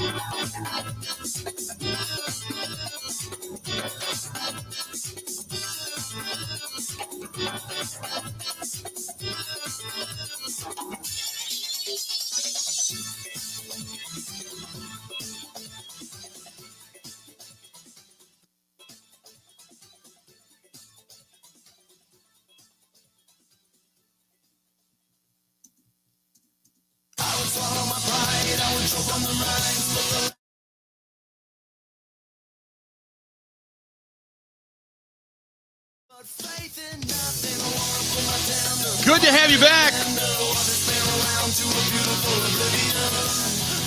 Joe Barry. We've been so looking forward to hearing from Joe Barry, haven't we? Joe Barry, now that we're 5 games into the season, the 6th on the horizon. Defense, a little soft, for lack of a better term. So Joe Barry, yesterday, after we got off the air, that's the reason we didn't air it live yesterday, but after we got off the air, Joe Barry, defensive coordinator for the Green Bay Packers, went to the podium. Take a listen. So we know, Joe, we all think your secondary is really good. I mean, As do I. so why haven't they played very good? What's the disconnect there between talent and giving up 27 points over 5 possessions and not many deflections, interceptions, or any of those things. Yeah, no, I agree, but I think they're I think they're an elite group. There's no doubt about it. I think the nice thing will be having Ja back, having him healthy, having him back in the fold. I think consistency is always a big thing, and we had a little stretch there where we lost Smash in the New England game for 3 quarters. Adrian Amos. So I think those 5 guys, just like any position group, the consistency, the ability to come together, had a great 2 days on yesterday and today. So I think the more those guys play together as a unit, the more comfortable they get and the better and better they'll play. But there's not a doubt in my mind. I still think it's a special group and it's an elite group. Joe Smash was saying yesterday with those crossing routes, he said teams are going to keep running them until we can prove we can stop them. Sure. Why have teams been able to get so many yards off those against you guys? Yeah, I mean, I think over routes are something that are, it depends obviously on what kind of coverage contour you're in. Not to get into too many X's and O's, but we have to play those better. I think we can mix coverage a little bit at times because consistently there's been a few of those that have shown up in specific coverage principles that we've been in. So I think anytime that we can mix it up and change it up a little bit, I think that will obviously help. But it's a copycat league, and what I mean by that is when something happens in a game, it's going to show up the next game, and until you squash it, it's going to continue to show up. So I think there's a number of things that can help on that. Obviously, the changing of coverages. The best coverage is a great pass rush. If the quarterback can't throw the ball, it doesn't matter what you're playing behind it. So it all works together. Rasul was so good outside last year. Is he better off up there? What do you think about? Sure. Yeah. I mean, we'd love to be able to get to that. And as I've told you guys before, we feel that we have multiple guys that can play the nickel. Ja being one of them, Darnell being one of them. Ja's availability just hasn't been there. So we've almost been forced to play Rasul inside.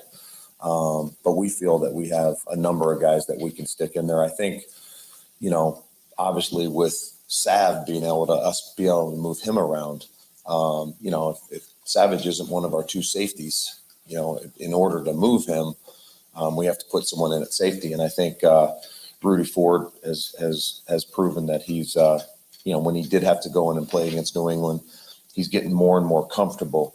So obviously the ability to be able to move Darnell around at other positions and be able to put Ford in the game, for example. Again, back to availability, just having those guys available to be able to do that's going to help. Why do you think the takeaways have been what they were last year? Yeah. I imagine that requires certainly a lot of cooperation from the other team, but why? Sure. And I appreciate you calling them takeaways. Offenses turn the ball over. We take the ball away. That's what we refer to them as. And, we preach all the time. I'm a firm believer that, takeaways they're created.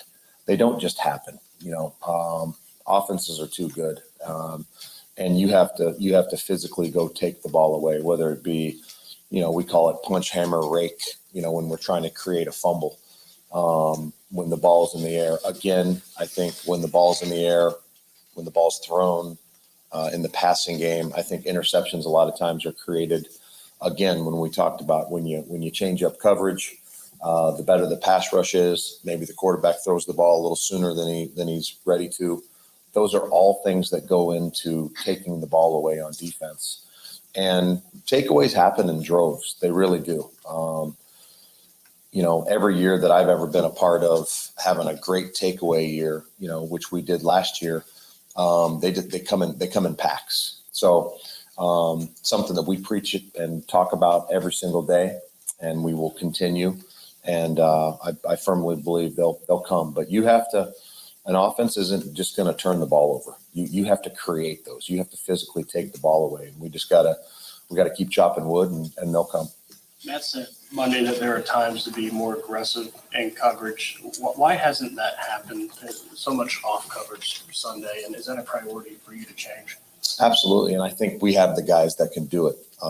Absolutely, you know, I think every situation's different. You know, we're not just going to go, you know, play bump and run press man coverage every snap. That's not the system that we run. But we do have to pick our spots, and we do have to be much more aggressive at times when we can be. And as I said with one of you guys when you asked about the what I think of our group, I think we have an elite special group that can go get after people and go challenge people and get in their face and be aggressive. And we need to do that. Why hasn't that happened? Jerry Alexander played maybe 50 snaps off the ball.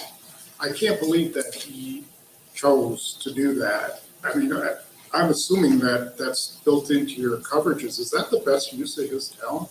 No, I mean, Ja's an elite corner. There's no doubt about it. But I mean, there's so many things that go into obviously the coverage call.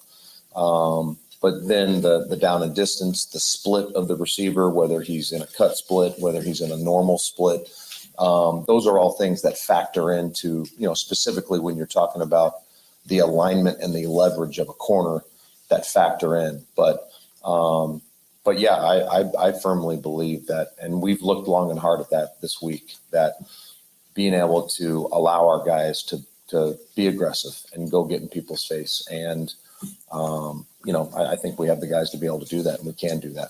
And we will do that moving forward.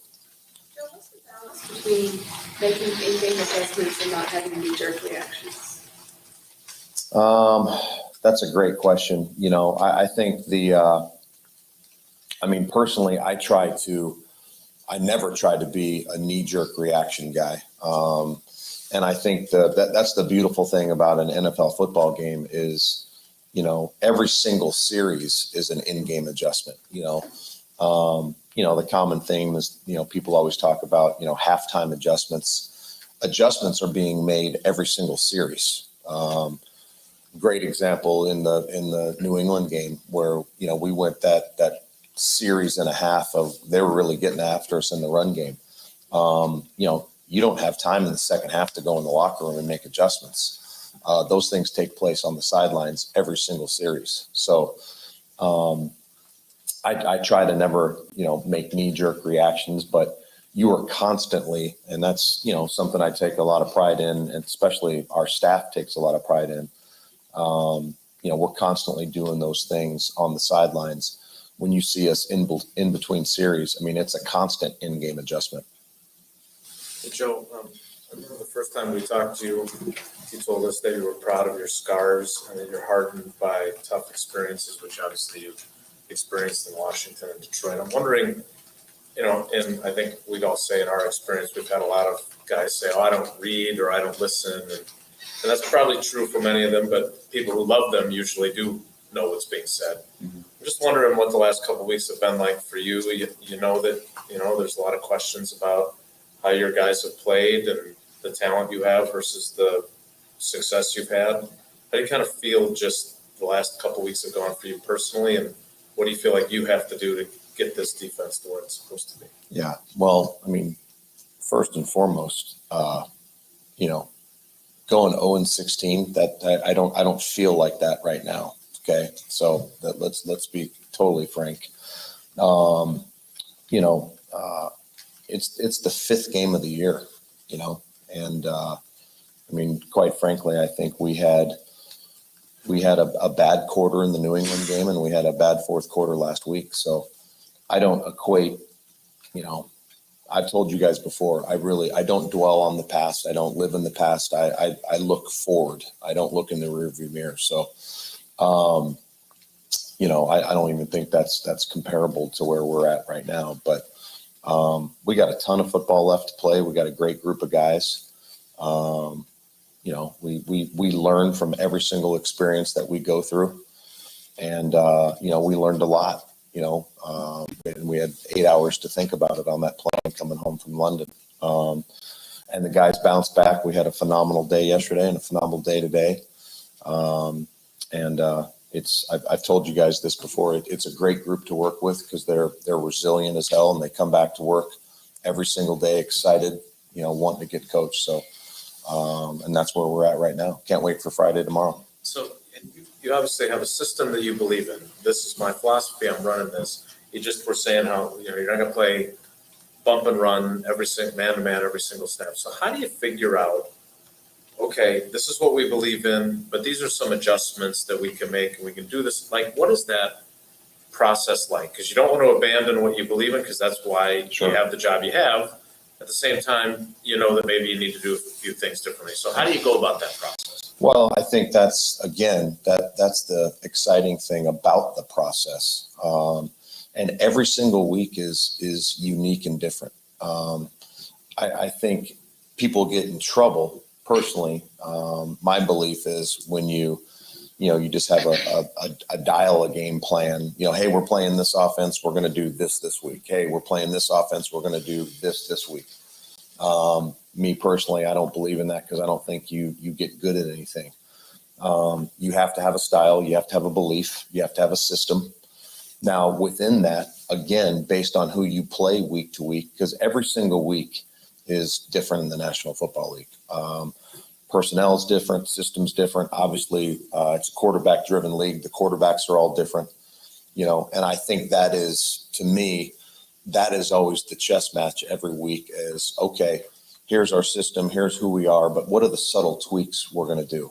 And like I said, it's happened a couple times this year. It happened, a handful of times last year where, you have to adjust. You have to, I don't want to say abandon ship and change because, like I said, I think that's not the right thing to do. I think you got to stick to your beliefs, but within that, you got to say, okay, we're getting hurt on crossing routes. What the heck are we going to do here? How are we going to fix this? How are we going to change this? And you got to tweak it. And that's what's great when you got a group of guys that we have. When you go in and say, hey guys, we've been doing this, but we subtly have to tweak it here and do this. They're all for it and they're good to do it. But I think that's part of the process. That's part of the 17 game season, week in and week out. You have to do those things. There you go. That's Joe Barry, defensive coordinator for the Green Bay Packers, and some of the things he had to say we'll discuss when we come back. Stay tuned. More of the Bill Michaels Show next. Covering Wisconsin sports like a blanket. This is the Bill Michaels Show on the Wisconsin Sports Zone Radio Network.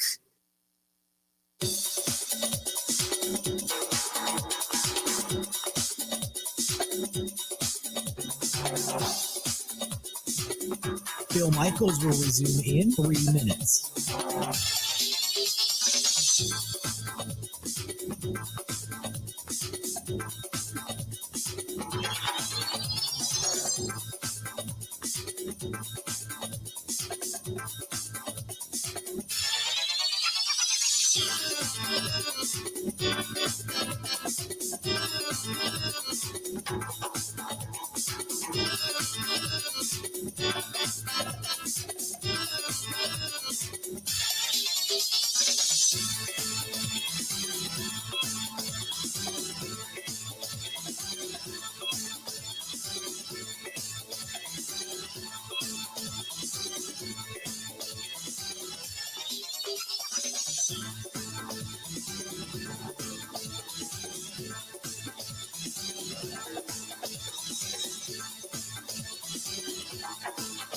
Bill Michaels will resume in 2 minutes.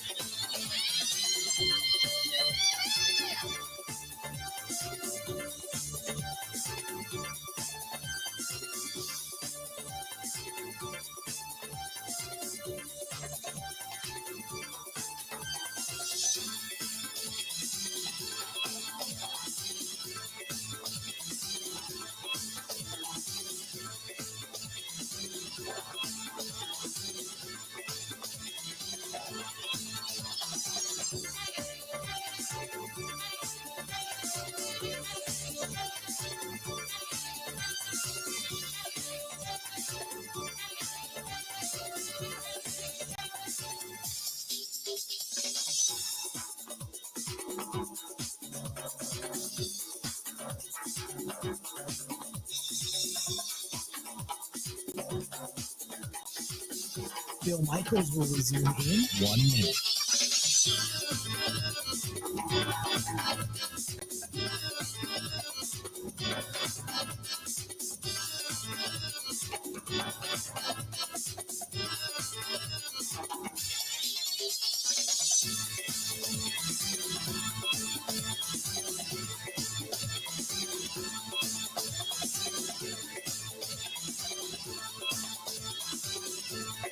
Bill Michaels will resume in 30 seconds.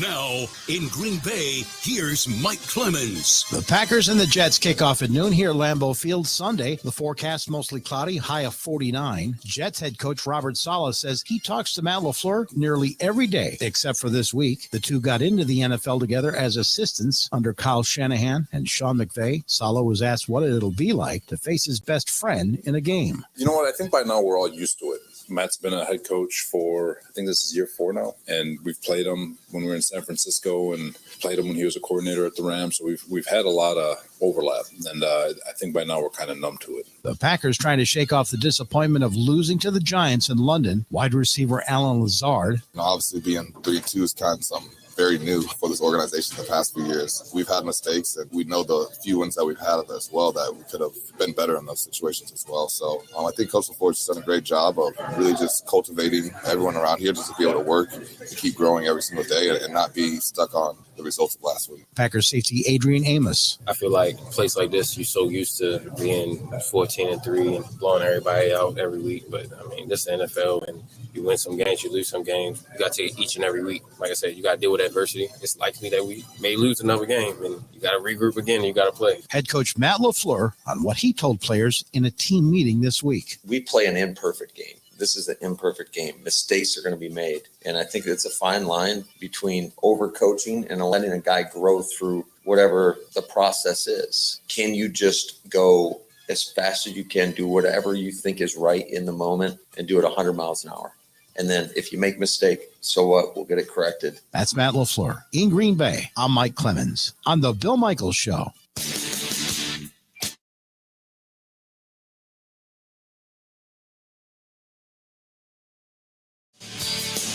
Good to have you, Joe Barry. So, Joe, good question by Tom Silverstein of the Journal Sentinel. Jair Alexander playing off for 50 snaps, playing off the receiver. He's one of the best press cover corners in the business, and he's playing 50 snaps off the receiver.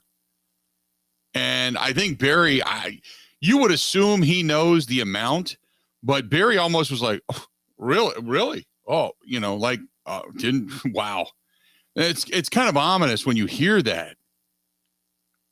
That was a solid presser right there. A lot of tough questions, and rightfully so. And basically, the premise was your defense is playing soft. He did everything but say, yeah, we got to be more aggressive. This is on me. Man, good questions. Really good questions. And a lot of the media members there. And he's hearing it too. He certainly is. So, but yeah, when I heard that, I'm like, wow, that's when you got a guy of his capability and of Ja, as they call him, of Jair Alexander, and you're not pressing and you're not giving him the tools to just say, go get him, man, you got to take a look at that. You just do. So I think that was one of those hit you in the face moments, big time. 877-867-1670. We can talk about it. But then again, coming up after the top of the hour, Rob Reischel is going to be joining us, and Rob is going to give us a lowdown as to what he thinks regarding this team, and we'll get into that discussion coming up here in a little bit as well. But yeah, that was quite impressive. That was a good Q&A, man. Good back and forth. I liked it a lot. So we're going to talk with Rob. Also, don't forget, final hour of the program, I'm going to talk a lot with Mike Clemens. He's going to take us home. We got some more to get to, too. We're not going to stop with just that press conference. You also had a couple of good comments coming out of the Packers locker room. Darnell Savage Jr., going to hear from him. Rich Bisaccia as well. Oh, yeah, got a lot more to get to. But Rob Reischel, Conley Media, Forbes.com, all going to be joining us coming up next. Stay tuned. A lot more of the Bill Michaels Show. Halfway down, 2 hours down, 2 hours to go. Stay tuned. We got more after this.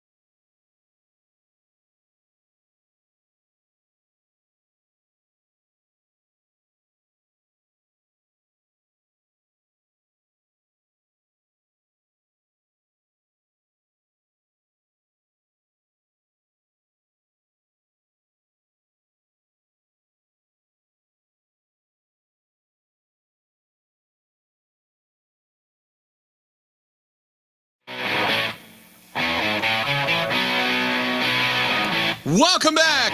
Hour number 3 on this Friday edition of the Bill Michaels Show. We are so glad to have you on board today. As always, this portion of the program brought to you by our friends at Burn Pit Barbecue, burnpitbbq.com. Veteran-owned right here in our own backyard. Go to burnpitbbq.com. That is burnpitbbq.com. Joining us now over on the hotline, our buddy Rob Reischel is here. And Rob, man, I did not realize, I read your piece, I did not realize that Aaron Jones is on a trajectory that could net him a gold jacket if all holds true. Man, good stuff. Well, I appreciate that. I'm glad someone's reading, Billy. Yeah, you know, someone had shot me an email about a week ago comparing Jones to Gale Sayers, and I started investigating just, you know, obviously Sayers, the great Chicago running back in the 70s. And, you know, Sayers had his career cut short and, you know, only played 7 years in the league. And so I compared Jones where, and Sayers is in the Hall of Fame. So I compared Jones to another running back then, to Terrell Davis, who everybody remembers well around these parts, who killed Green Bay in Super Bowl 32 and was Denver's best player when they won back-to-back Super Bowls in 97 and 98. Because Davis had his career cut short, too, with knee injuries after 7 years. So, Aaron Jones is approaching a stage in his career where two guys, Sayers and Davis, played 7 years and still wound up in the Hall of Fame. And it is miraculous, Billy, and I won't bore all the listeners with all the stats and the details, but Aaron Jones is very comparable to those Hall of Fame running backs in several categories.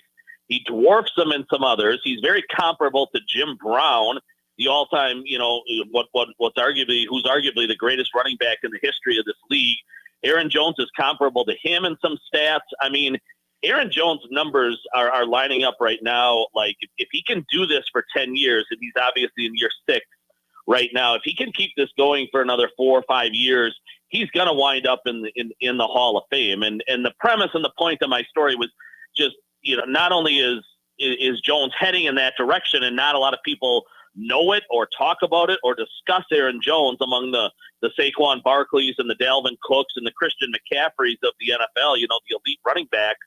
But Aaron Jones is just underutilized in Green Bay. He's at 12 carries right now per game this season. He averaged 10 carries a game last season. I get it. There's a fine line because he's a little guy. He's about 5'10", 210. So you've got to play, you've got to be careful with him and monitor and limit his touches at some points in time to make sure he's around for January football.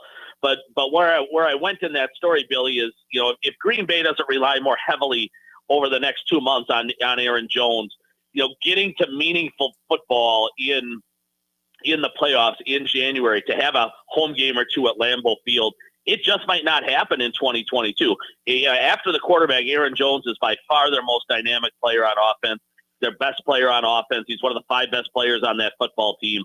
And his numbers are historically great, and the Green Bay Packers just need to lean on him a lot, a little more than they have so far, and certainly a lot more once we get to November and December if they want January football to be meaningful, Billy. I was starting to go through some of those numbers, and I was like, wow, when you start to get into the comparisons, the question then becomes, why do they tend to forget about him and his dynamic capability? I mean, he looks, don't get me wrong, I still like A.J. Dillon as the 2 and the 1-2 punch, but it seems like there is so much dynamicness and big play capability in Aaron Jones. Why do you think they just forget about him?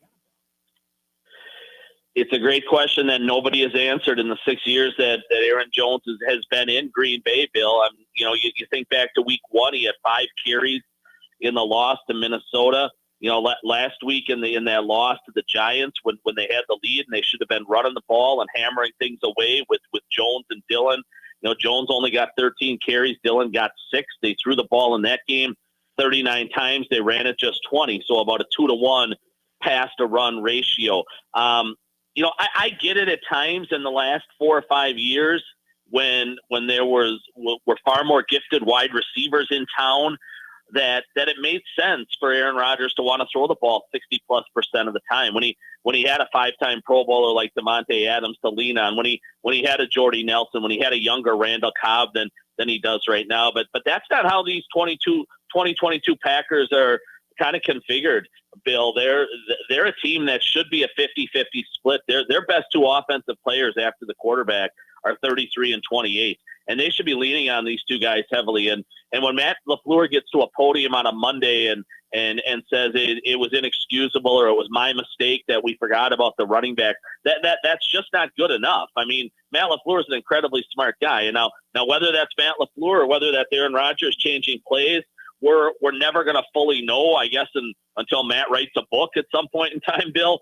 But, whatever it is, they've got to get everybody on board over there kind of with the same game plan, that the way the Packers are going to win in 2022 is not throwing the ball 2/3 of the time to Randall Cobb and Alan Lazard and Robert Tonyan and Romeo Doubs and people like that.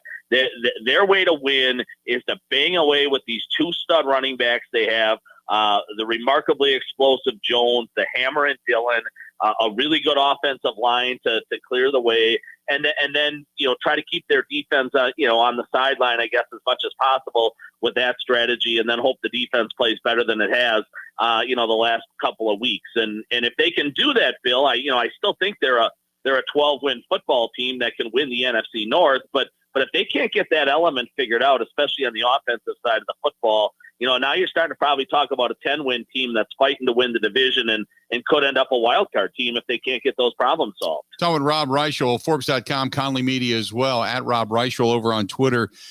So let's look at this defense. Joe Barry yesterday talks about aggressiveness. I thought Spoon did a great job of asking the question, why has he played 50 snaps so far this season off receivers back in zone when really he's much better at press man? So the question is, do you think things get more aggressive beginning this weekend now that they've had a chance to take a look at this and really kind of be highly criticized for playing so soft? I think Joe Barry was called to the principal's office this week, Bill, and Matt LaFleur told him, like it or not, he's playing more aggressive. I mean, the real question becomes how are they almost a third of the way into the season, and this is the type of defense that Joe Barry has trotted out there, time and time again. There were a lot of red flags when Joe Barry came to town, and I'll be honest, I thought Mike Pettin got somewhat of a bad rap. He took mediocre talent in 2 years ago, and he got him into the top 10 in the league in defense. And Joe Barry, we know his track record and his history, and both Washington and Detroit were not impressive. And what he's done with this group, because I mean, let's be honest, Green Bay has top 5 level talent on the defensive side of the ball, maybe even better than that. Right now, and on that roster, and the numbers aren't atrocious, Bill, by any stretch of the imagination. But at the same point in time, it hasn't been good enough, and it was really, really unacceptable, in terms of the aggressive level and how they played top to bottom in that Giants game last week. So, to answer your initial question, I have no doubt about it. They'll be far more aggressive come Sunday against that group that the Jets are going to trot out there. They absolutely have to be. I don't know if you heard Matt LaFleur just now, finished up about 45 minutes ago. Rashawn Gary, it's not trending in a great direction there. That could be a blow to the defense, but certainly in the secondary, those guys have to get up there. They have to challenge far more. It's how Alexander plays best. It's how Stokes plays best. It's how Rasul plays best. And again, the fact you and I are having this discussion on October 14th, that this is what Joe Barry has shown the world through the first 5 games is again, it's not good it's not a good look for Joe Barry. Talking with Rob Reischel, Forbes.com and Conley Media. So I want to go back to what you talked about regarding the Matt LaFleur and the offensive play calling.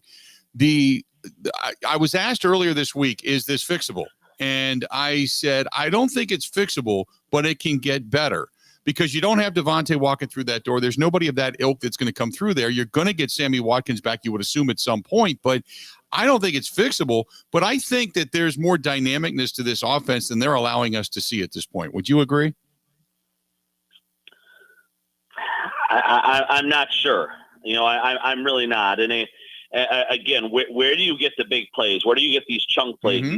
You've seen them try to open up the passing attack and go downfield and have almost no success with that, whatsoever. Christian Watson's the guy who could obviously do that, but now, with him being dinged up again, it's going to be another setback. You don't know when you're going to get him back.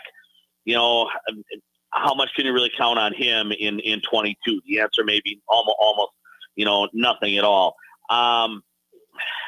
Again, Bill, I don't know if it's 100% fixable. I think it can be adjusted. The key to all of this is to get the quarterback to buy in that, they're not going to win football games the way they did in 2011, the way they did in 2014, when Aaron Rodgers looked around and he saw Jordy Nelson and Greg Jennings and Randall Cobb and Donald Driver and Jermichael Finley.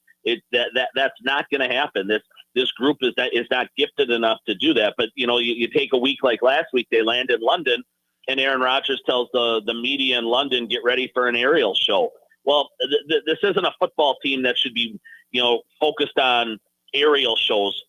Again, their best players come on the offensive line and in that running back room, and that's the way they need to win football games. So, none of us are ever going to know again how many plays Rodgers is changing at the line of scrimmage. He's obviously given the canned plays, as your listeners well know, which gives him, he can then change the play at the line of scrimmage. He's given that ability and that option, and Matt LaFleur is never going to criticize him, even when he changes things and they go awry.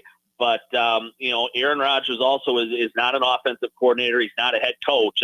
And I'm sure there's a big part of Matt LaFleur deep down, as much as he loves having a 4-time MVP quarterback under center, as much as that, makes his life easier at various times, there's got to be a big part of Matt LaFleur also that says, I look forward to the day, 2 years down the road, 3, 5, 1, whatever it is, when I have somebody else under center and I send in the play and he runs the darn play, right? I mean, that's, when you're a head coach and you believe heavily in yourself and you trust your offense, that is what you want to see your soldiers out on the field doing. And Rodgers deviates from that.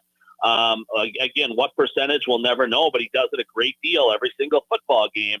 And he would have to assume the typical change is run to pass. And Green Bay needs to get to an identity, almost like that 2003 team, Bill, that Brett Favre kind of bought in on, and they ran the ball like crazy that year with Amon Green, and Green ran for almost 1,900 yards that season, and they ran the ball that year actually more than they threw it. Green Bay's offense needs to start trending in that direction. Favre bought in on that 20 years ago. Rodgers needs to do the same thing now, because, again, I do think they can be a highly successful offense if that happens. I don't think they can keep winning when Rodgers wants to throw the ball 2/3 of the time. Before I let you go, the first 20, 25 plays, things seem to be really smooth. What do you think has happened in the ability to adjust? The second, when you score 65 points in the first half and only 27 in the second half, and 2 of those points are given to you on a safety, what has happened in the second half of football for the Green Bay Packers? Great question. Absolutely great question. And you look at it, right? They're blanked last week against the Giants. They're blanked 2 weeks earlier against Tampa Bay. They only put up a field goal in the second half against the Bears. They only put up a touchdown in the second half against Minnesota in week 1. The only decent second half of football they've played was in week 4, which would probably be the last week you'd pick, when Matt LaFleur and Aaron Rodgers probably got the better of Bill Belichick after halftime. I don't know that answer right now, Bill, other than, teams are taking away what Green Bay is relying on early in the football games. And a lot of that has been short and intermediate stuff. And then, you take the Tampa Bay game, for example, or you take the Giants game, these corners are creeping up on Green Bay's wide receivers and taking away a lot of the short and underneath stuff. And they're forcing Rodgers to go and take more deep shots in the second half. And the success level that Green Bay has had there has been incredibly minuscule. So, a lot of what the Packers have, succeeded with early, the halftime adjustment by the opponent's defensive staff, they're saying, well, let's take this away and make them go to option 3 or option 4 or option 5. And Green Bay just hasn't had that card in the deck that they can lay and play and come back and get something positive to happen on offense. So Matt LaFleur's got to be better clearly this week. Aaron Rodgers has to be better when it comes to these second half adjustments. Or you're going to see this trend undoubtedly continue, Bill. They've got to find some answers. When the opponent says, all right, fine, we're going to take away Aaron Jones, or fine, we're going to take away Alan Lazard or Romeo Doubs. They have to have some success going to that next guy, kind of down the, down the ladder there. And if they can do that, things should roll. This hasn't been a big problem with LaFleur early in his career. It is right now. And it is a kind of a critical point for him because he has to get it fixed. Great stuff, Rob. As always, buddy, I appreciate your time, and we'll talk soon, okay? All right. Have a great weekend. There you go. That's Rob Reischel. Good stuff. I'll repost that article that he wrote over about Aaron Jones. I think it's a pretty solid one. The numbers and the comparison and such. I'll put it over there on Twitter, and I'll drop it over on Facebook as well on the Facebook fan page. Go to facebook.com/TheBillMichaelsShow. Find it over on Twitter @Bill_Michaels. He alluded to the fact that Matt LaFleur had some things to talk about, specifically defensively related today during his presser. We are going to give you that presser coming up next. Stay tuned. More of the Bill Michaels Show next. Ready? This is the Bill Michaels Show on the Wisconsin Sports Zone Radio Network.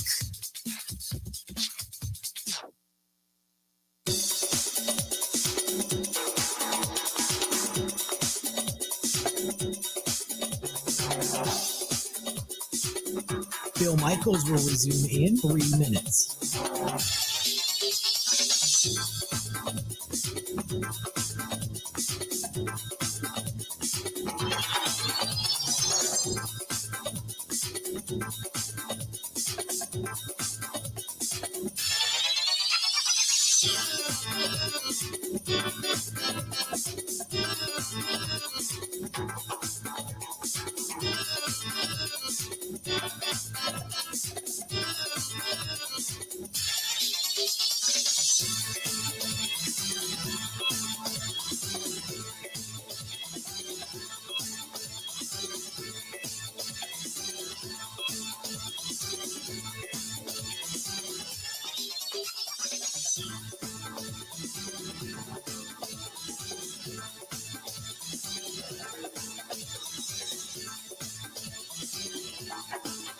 Bill Michaels will resume in 2 minutes.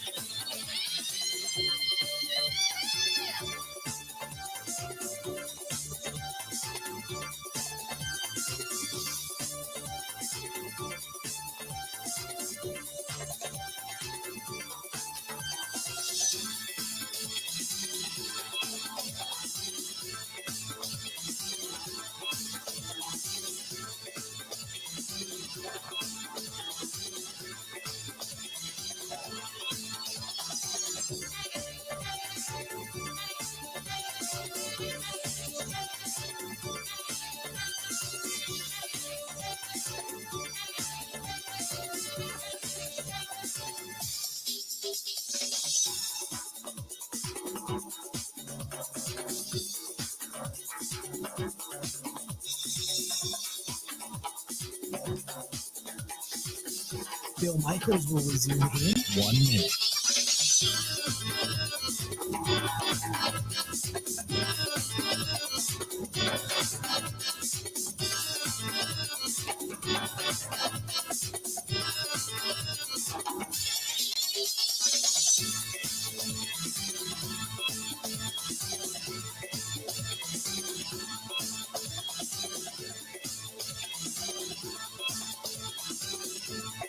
Bill Michaels will resume in 30 seconds.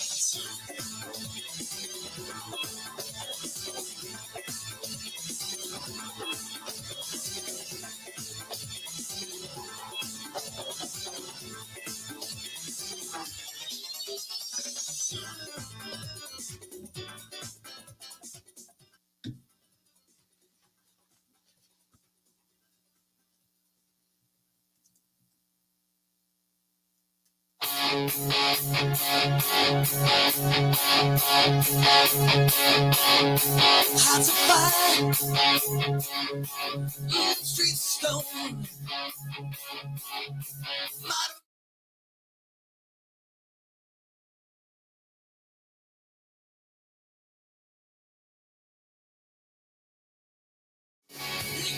Good to have you back.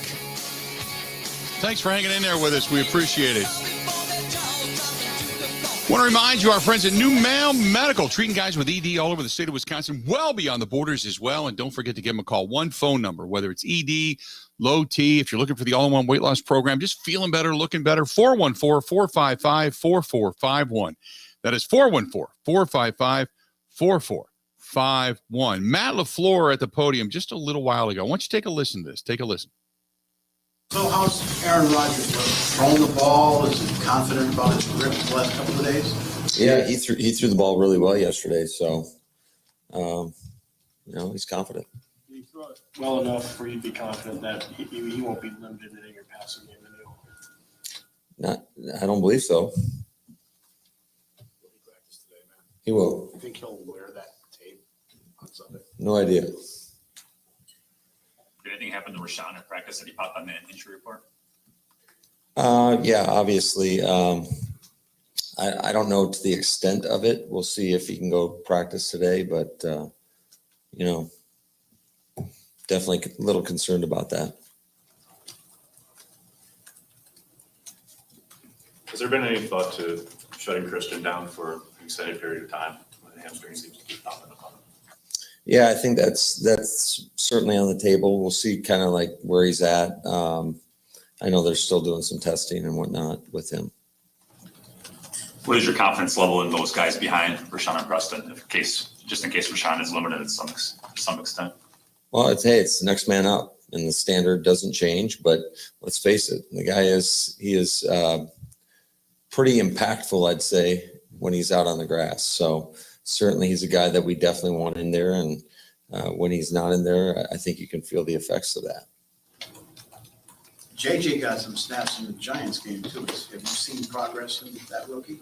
Yeah, I think he's made progress, but again, he's a young player, and it's not like RG came on overnight either, so it takes time for these guys. I think if you compare RG to his rookie year, it's night and day.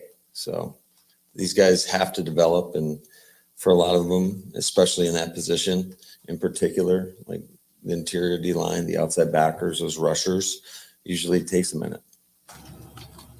So how's the week gone? Obviously, it's coming there and back from London. You feel pretty good about where you guys are at physically? Yeah, I think so. I don't think we feel any effects from that, so we'll be ready to go. And certainly, it is a little bit different in terms of this will be our earliest kick, so our guys are going to have to be ready to go from the moment they wake up. They've talked all week kind of about lightening back the schedule with the noon games. Is that beneficial to reset your schedule, or on a week like this, is it kind of washed with just kind of a knock-on week? No idea. It is what it is. It's the circumstances that you're dealt, and that's every week in this league. So, you gotta adjust. Matt, I'm curious from an offensive philosophy standpoint, when you're taking deep shots, what target would you like to hit to say that this is successful? Like, is there a goal that you're trying to for fit? Yeah, everyone. But in reality, I mean, Everyone. I mean, we're not just calling it to just throw the ball away. When we take them, we expect to hit them. And if you don't, then yeah, I think there are some benefits of just throwing it down the field in terms of showing that, hey, we're willing to do this. But I mean, the goal on every play is to have a positive play. And if you don't, I just don't know how to think of it any other way. I know that's unrealistic. I realize that it's unrealistic you're going to go out and complete 100% of your passes. But anytime you don't, you're always coaching up the reason as to why, maybe whatever it is. And, maybe the quarterback has pressure in his face, or he just misses a throw, or the receiver stumbles, whatever it may be. But you're always trying to find the reasons as to why something's not successful. Other than the possible RPO aspect, what are the pros and cons of running out of the gun as opposed to having the quarterback under center? And why do you guys seem to really prefer the gun runs? Well, I think it could take on a different form each and every week, depending upon who you're playing. Sometimes some of these defenses don't anticipate you running as much out of the gun. And I think our guys, led by Steno, have done a nice job of coming up with some schemes that can take advantage of those situations. And certainly I think there are benefits in terms of the RPO world, or the run alert world, where it's a little bit easier to see for the quarterback as well. It marries a little bit better with some of the, maybe some of the passing formations. So I think there's pluses and minuses to everything in this league. And we've ran probably a little bit more outside zone than we have in the past out of the gun. And one of the negatives typically is that your back is further behind the play, is further behind the combination blocks, but we've done some same side stuff this year that's kind of helped us out as well. So I think it's just, it could be a week to week thing in terms of how much are we in the gun versus how much we're under center. Whether it was tongue in cheek or not, you said at the beginning of the week that you might spend a little more time at the office this week with everything going on at home. How has the week gone for you, and were you successful in doing that? Well, I think today's the day, right? When a lot of distractions start to file in from out of town. So, we'll see what time I get out of here tonight. Don't wait up for me. That's good. All right, guys. There you go. That's Matt LaFleur. Interesting stuff. When asked, and I think it was Aaron Nagler that asked the question, and listening to it about why so many runs out of the gun. He talked about, well, it does match up well with certain things, and it sets up, with some of the passing formations. But teams, when all you run is gun, the majority of time,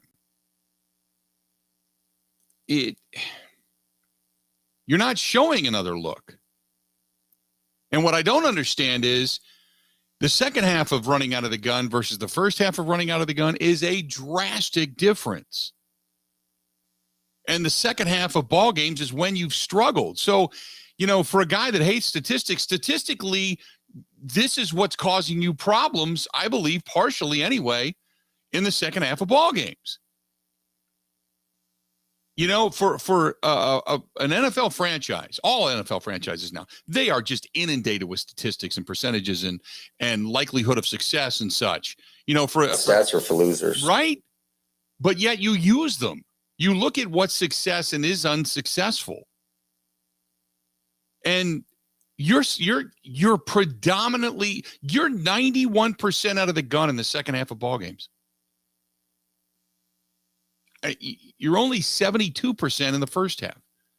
And you've had far more, 65 points so far scored in the first half of ball games versus 27 in the second half of ball games. I mean, that's a glaring statistic.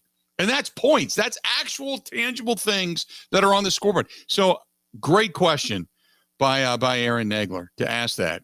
So it's getting better. Really good stuff from a lot of the media members in Green Bay. But it's the truth. It's like we can all see it.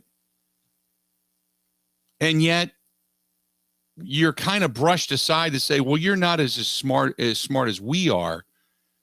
Therefore, yeah, you probably don't know as much as we know. And I can't argue that. I would agree with that. But when we can all see an obvious issue, it's like, because we see it, they have to tell us we're wrong in order to say, well, we can't allow the average fan and the average person like us to see this and notice this, because then they're as good as us at our jobs. You know what I mean? I used to work for a general manager who I'd have these marketing ideas of things to do. And if you went to him and say, hey, I'd like to do this, he'd go, no, that'll never work. But if you went to him and gave him 3 options, and the one of which you wanted to do, that was a really good idea, then he could say, oh, that's probably the one I would do. Let me think about that and expound upon that. Well, that's the one you wanted him to do all along. That was the best idea of the bunch. But if he could make it his idea, yeah, then it's acceptable. That's kind of like sometimes how I feel when you ask questions and we can all see it.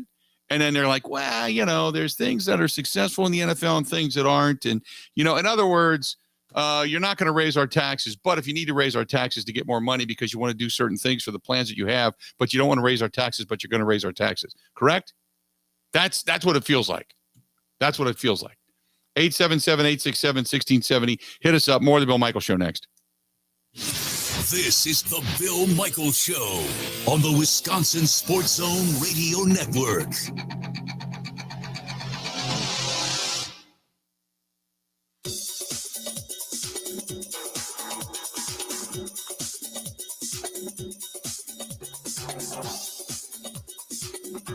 Bill Michaels will resume in 5 minutes.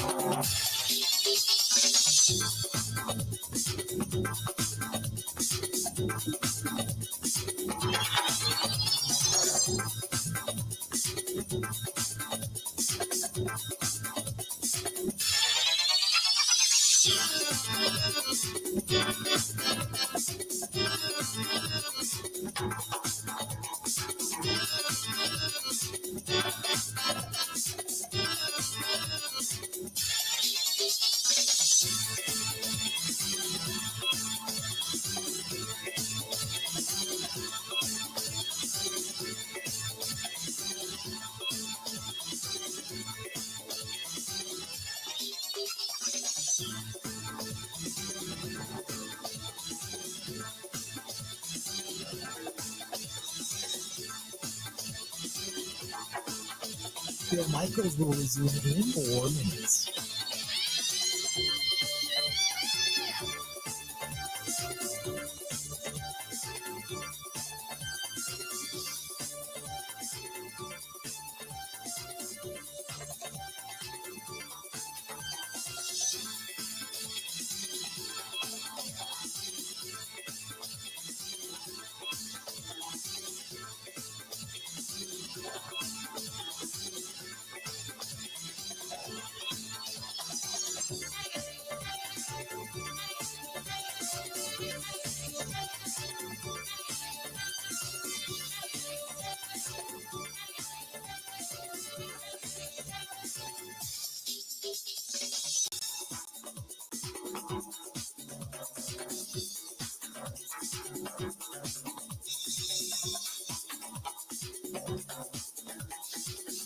Bill Michaels will resume in 3 minutes.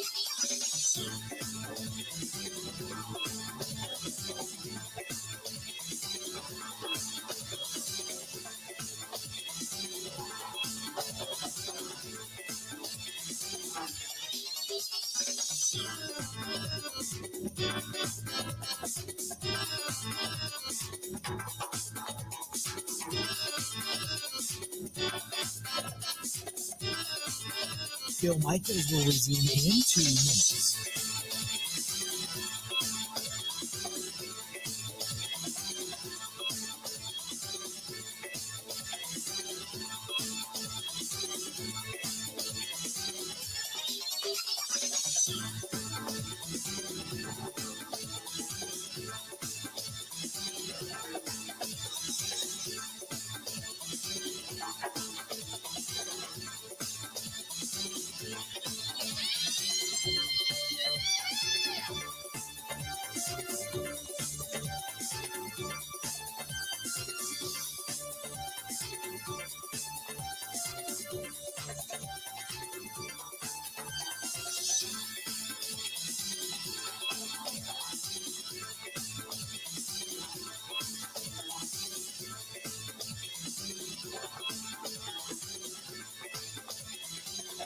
Bill Michaels will resume in 1 minute.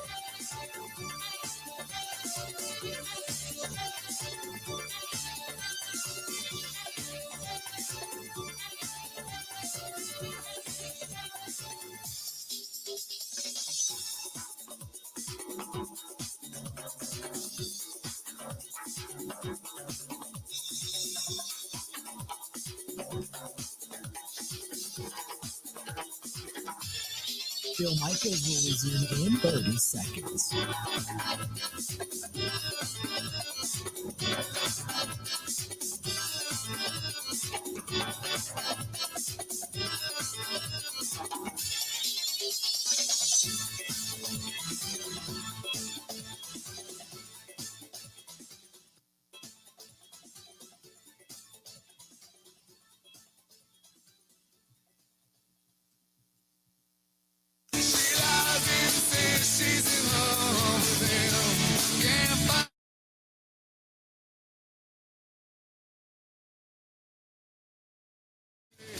Good to have you.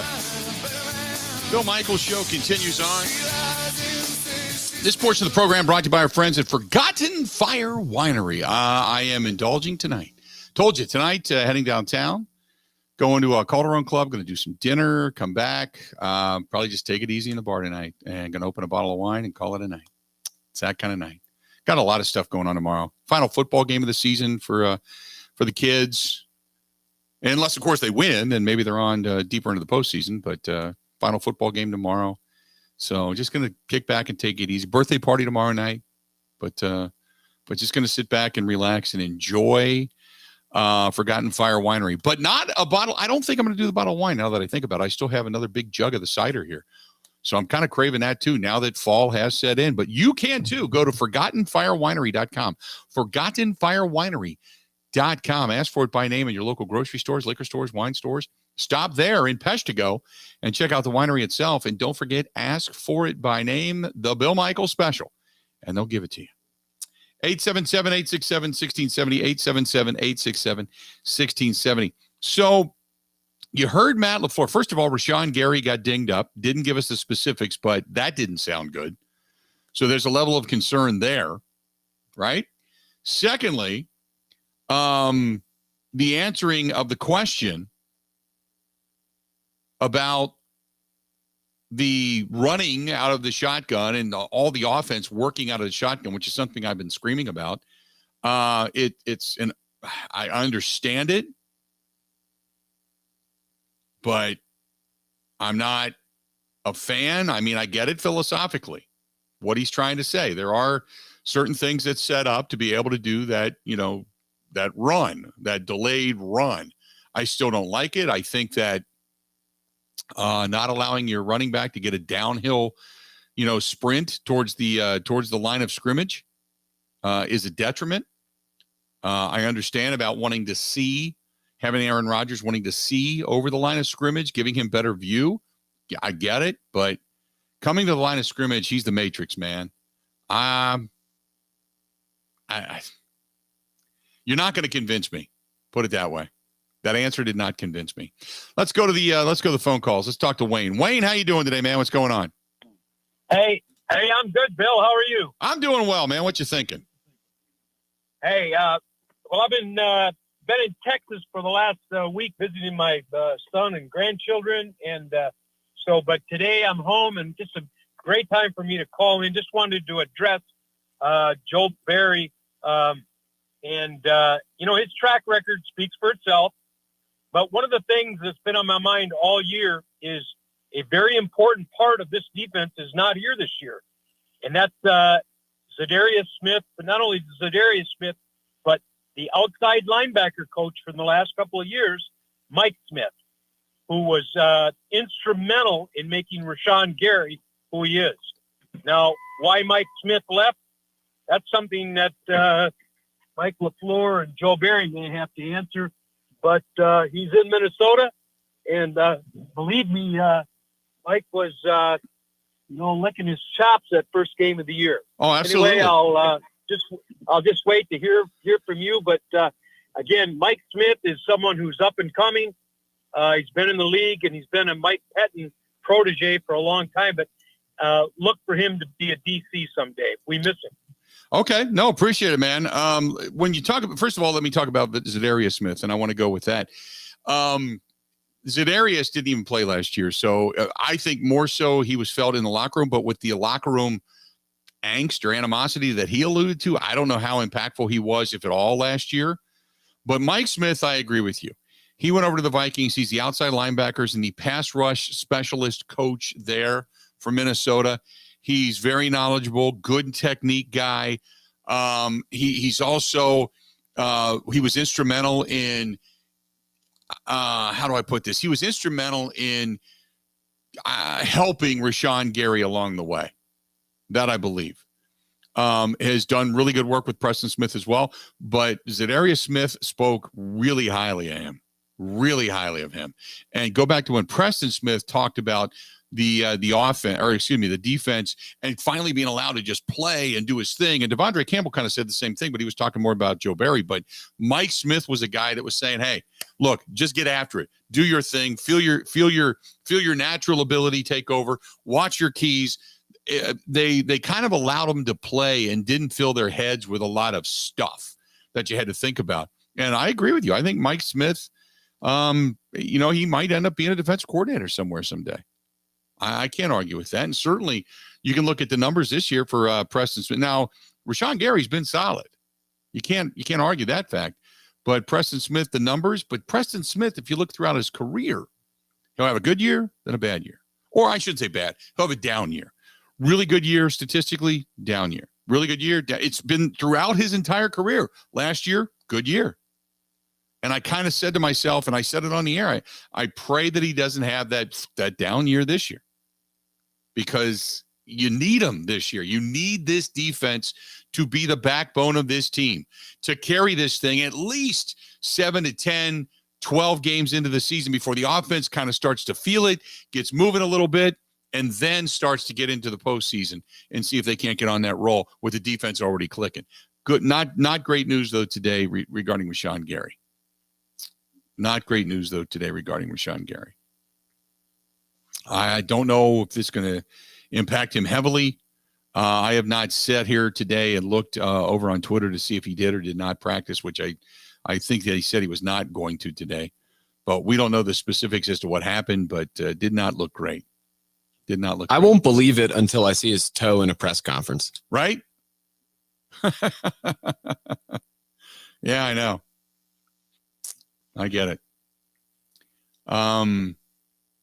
So anyway, that was kind of the news that came out of today's presser. But I thought some really good questions. I thought good questions for Joe Barry yesterday. I thought really good questions for Matt LaFleur today. By the way, no Christian Watson today, no Galea today. Rashawn Gary has his helmet, so he's going to practice. Bakhtiari's going 3-on-3 this week. Some of the news and notes from Bill Huber coming out of the practice facility over on Twitter. But at least Rashawn Gary's got his helmet. Now, that doesn't necessarily mean he's a full go. Whatever happened, he could just be doing a few drills, little work on the side. He even could have a helmet in there, just walking around with it. And then once the media leaves, then he goes off to the side and does his side work. We've seen that before, too, because that's all the gamesmanship, if you will, of coaches as they try to fool you into thinking what they may or may not do coming up for the game this weekend. So there you have it. 877-867-1670, 877-867-1670. Find us. Glad to have you here. This portion of the program brought to you by our good friends over there at Sloppy Joe's and Smoke on the Water. Joe and Ellen Hennis, great people, great place. They always have big Packer watch parties, whether it's upstairs at Smoke on the Water, downstairs. Go out to Sloppy Joe's on Sunday mornings. They open up early. Really, really good breakfasts over there. Smokers at both places for the beef, the brisket, the ribs, all that kind of good stuff. And if I'm making your mouth water, I'm watering too. So either place is good. On Okauchee Lake, stop out to Smoke on the Water over in Hubertus, and in that area, a good old-fashioned Wisconsin bar. Good old-fashioned Wisconsin bar / restaurant. That is Sloppy Joe's. Either one, absolutely fantastic. Stop in, tell them we said hi. More of the Bill Michaels Show coming up for you right after this. Covering Wisconsin sports like a blanket. This is the Bill Michaels Show on the Wisconsin Sports Zone Radio Network. Gene Adela in the title tones featuring Wayne Larrabee, Jason Wilde, and Mark Tauscher. Game Day Bus, take 47. Let's all take the Game Day Bus to Titletown. Let's go. Wayne, Tausch, Wilde, haven't you been practicing all year? What if I said Pella fans can get 0% interest for 48 months on any replacement project right now? Yeah! And there is your Pella. Can he say that? Isn't that trademarked? His paycheck for this says otherwise. Speaking of catchphrases, we call this the Pella Now Pay Later option. Pella Windows and Doors of Wisconsin's experts stop by for an in-home consultation. They'll help you choose the perfect windows for your home. The installation is completed with no hassle or mess, leaving only perfect results while you put no money down. Make no payments and no interest for up to 4 years. Schedule your free consultation now at PellaWI.com. Certain restrictions apply. See showroom for details. Expires 10/31/2022.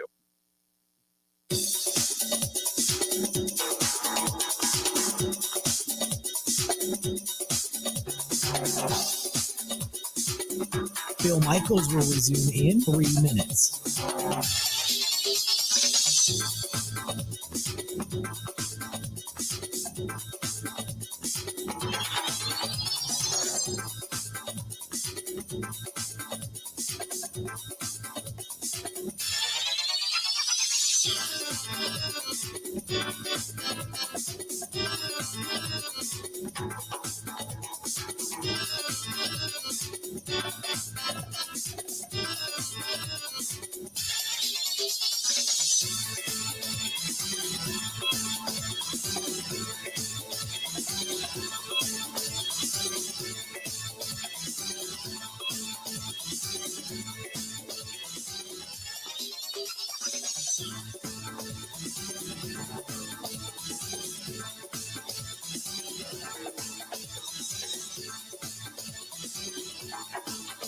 Bill Michaels will resume in 2 minutes.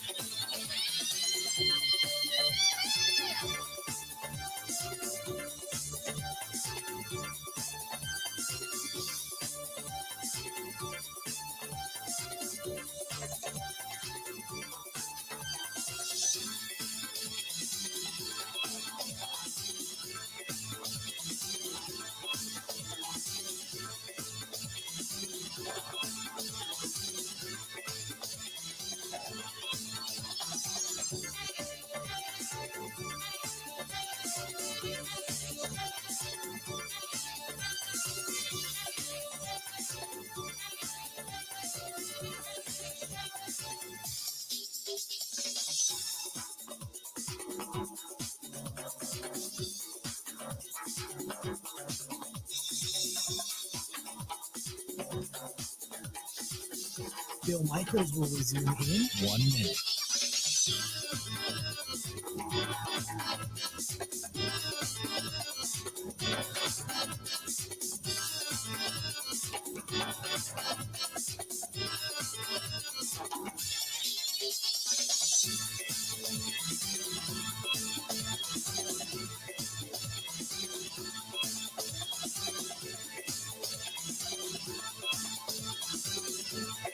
Bill Michaels will resume in 30 seconds.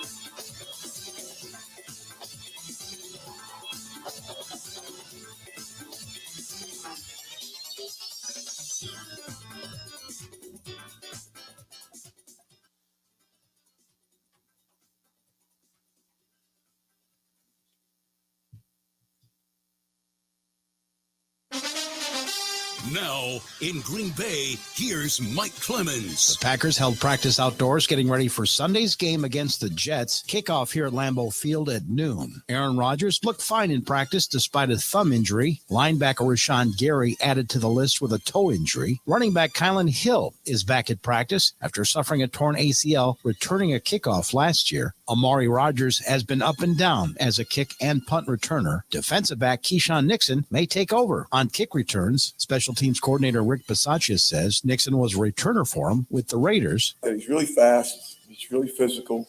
He's just got something about him. He's got some dirt in the back of his neck. And, he did return for us, and we'll see what happens. The Packers secondary only has one interception so far, near last in takeaways. Defensive coordinator Joe Barry asked if he'd consider moving Rasul Douglas from the nickelback spot in the slot to cornerback. Love to be able to get to that. And as I've told you guys before, we feel that we have multiple guys that can play the nickel. Job being one of them, Darnell being one of them. Jaw's availability just hasn't been there. So we've almost been forced to play Rasul inside. And New York Jets quarterback Zach Wilson says he's idolized Aaron Rodgers since he was a kid. The 23-year-old was asked if he told Rodgers that during joint practices in Green Bay last year. I don't know if I've ever mentioned that to him, but, I've been watching him since I was, a little kid, was trying to replicate the way he throws, the way he plays the game. So, we didn't have an NFL team in Utah. And so I wouldn't say I was a Packers fan, but I was just an Aaron Rodgers fan. I just grew up watching him, and I always like to watch their games because of him and just kind of where he was at. And, I like the way he plays the game. So, I'd probably say, since I could remember, 13 years old once I got into football. That's the Jets quarterback Zach Wilson. In Green Bay, I'm Mike Clemens on the Bill Michaels Show.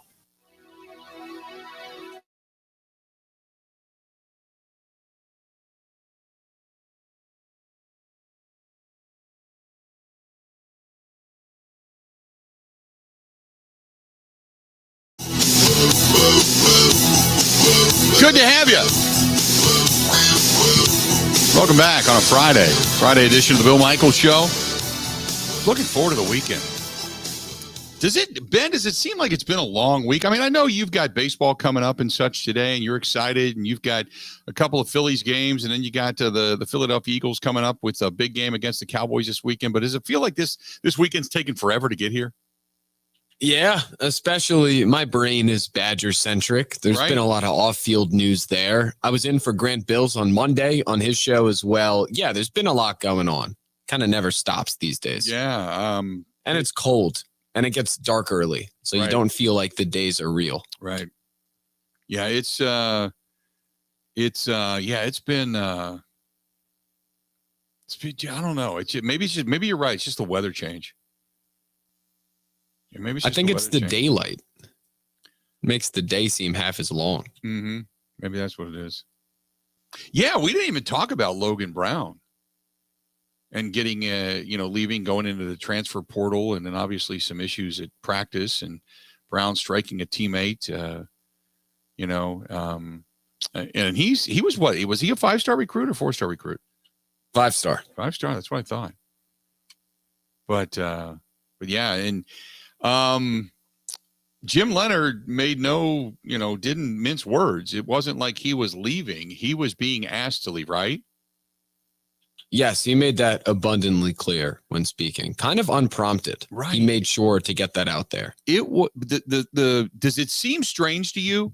Because, and I want to preface this. Usually fights happen at practice. You can get guys that'll shove each other and all that kind of stuff.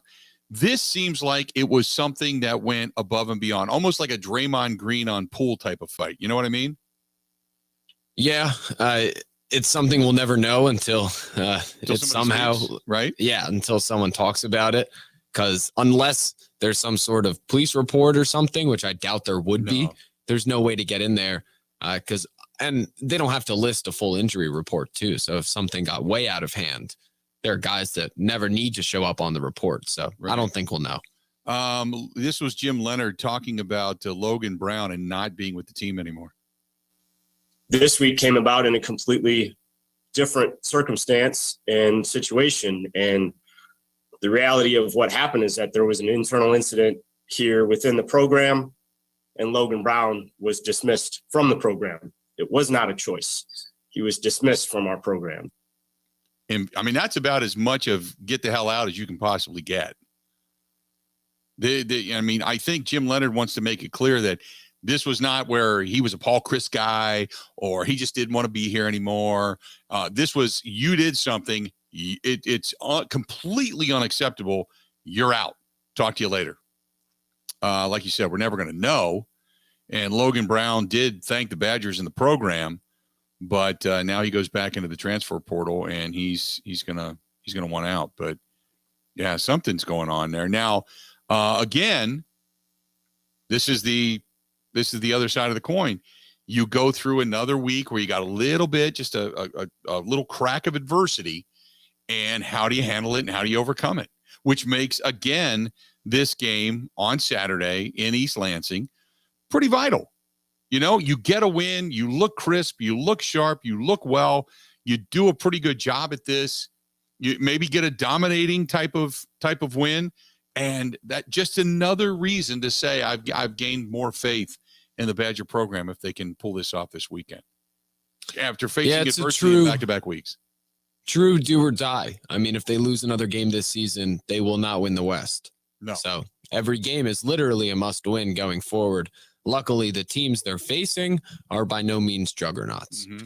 No, I completely agree. But Logan Brown now leaving, going to the transfer portal, and interesting stuff coming out of the Badgers program. But, hey, if it was something to where Jim Leonard said, that's not acceptable, you got to go.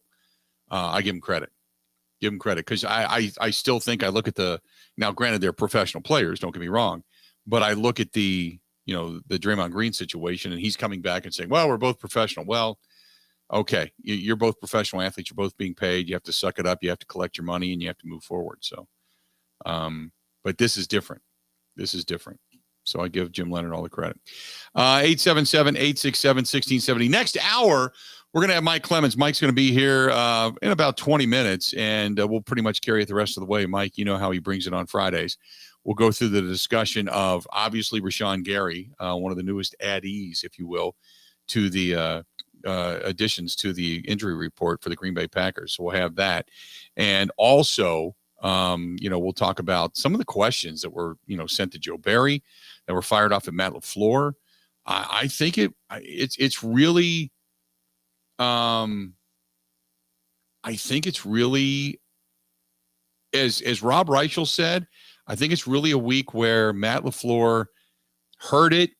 It's been loud and clear, not only in the media. I think the fans, I think some of the players are getting some of the frustration levels. You looked at just a couple of cracks Jair Alexander talking about pressure and talking about, concerns.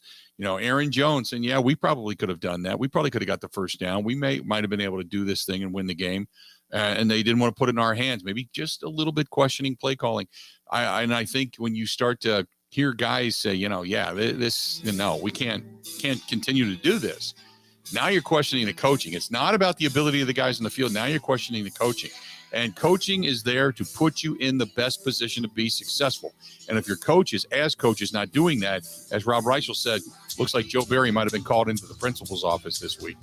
Got another hour yet to go. Stay tuned. A whole lot more of the Bill Michaels Show still right around the corner. We'll be back right after this.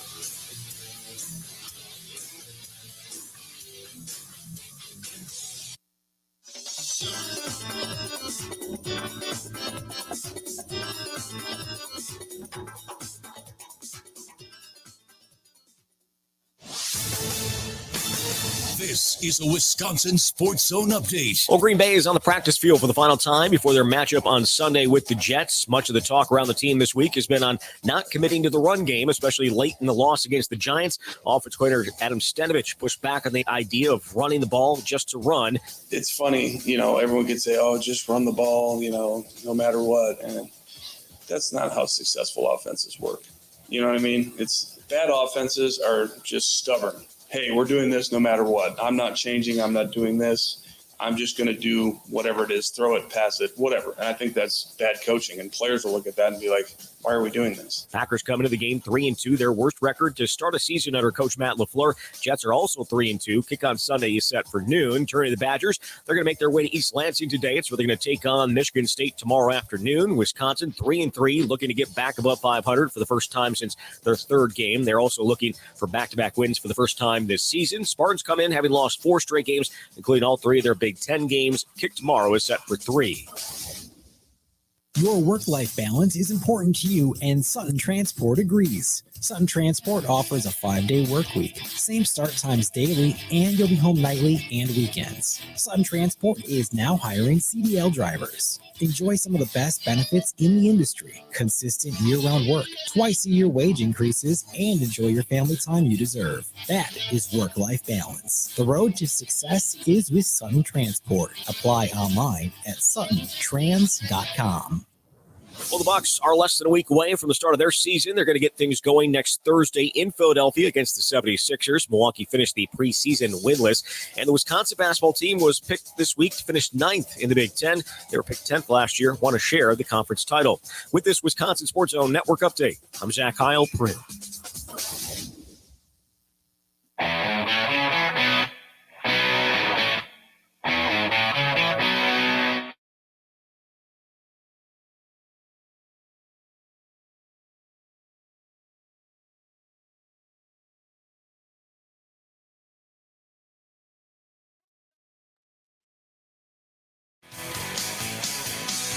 Glad you're on board on a Friday. I'm sure you're probably looking forward to getting out of work, getting to the weekend, getting to your evening, dinners, a couple of beverages. Maybe there's something on tonight you're going to hunker down for. Maybe you're just heading out tonight. Maybe you're just like, you know what?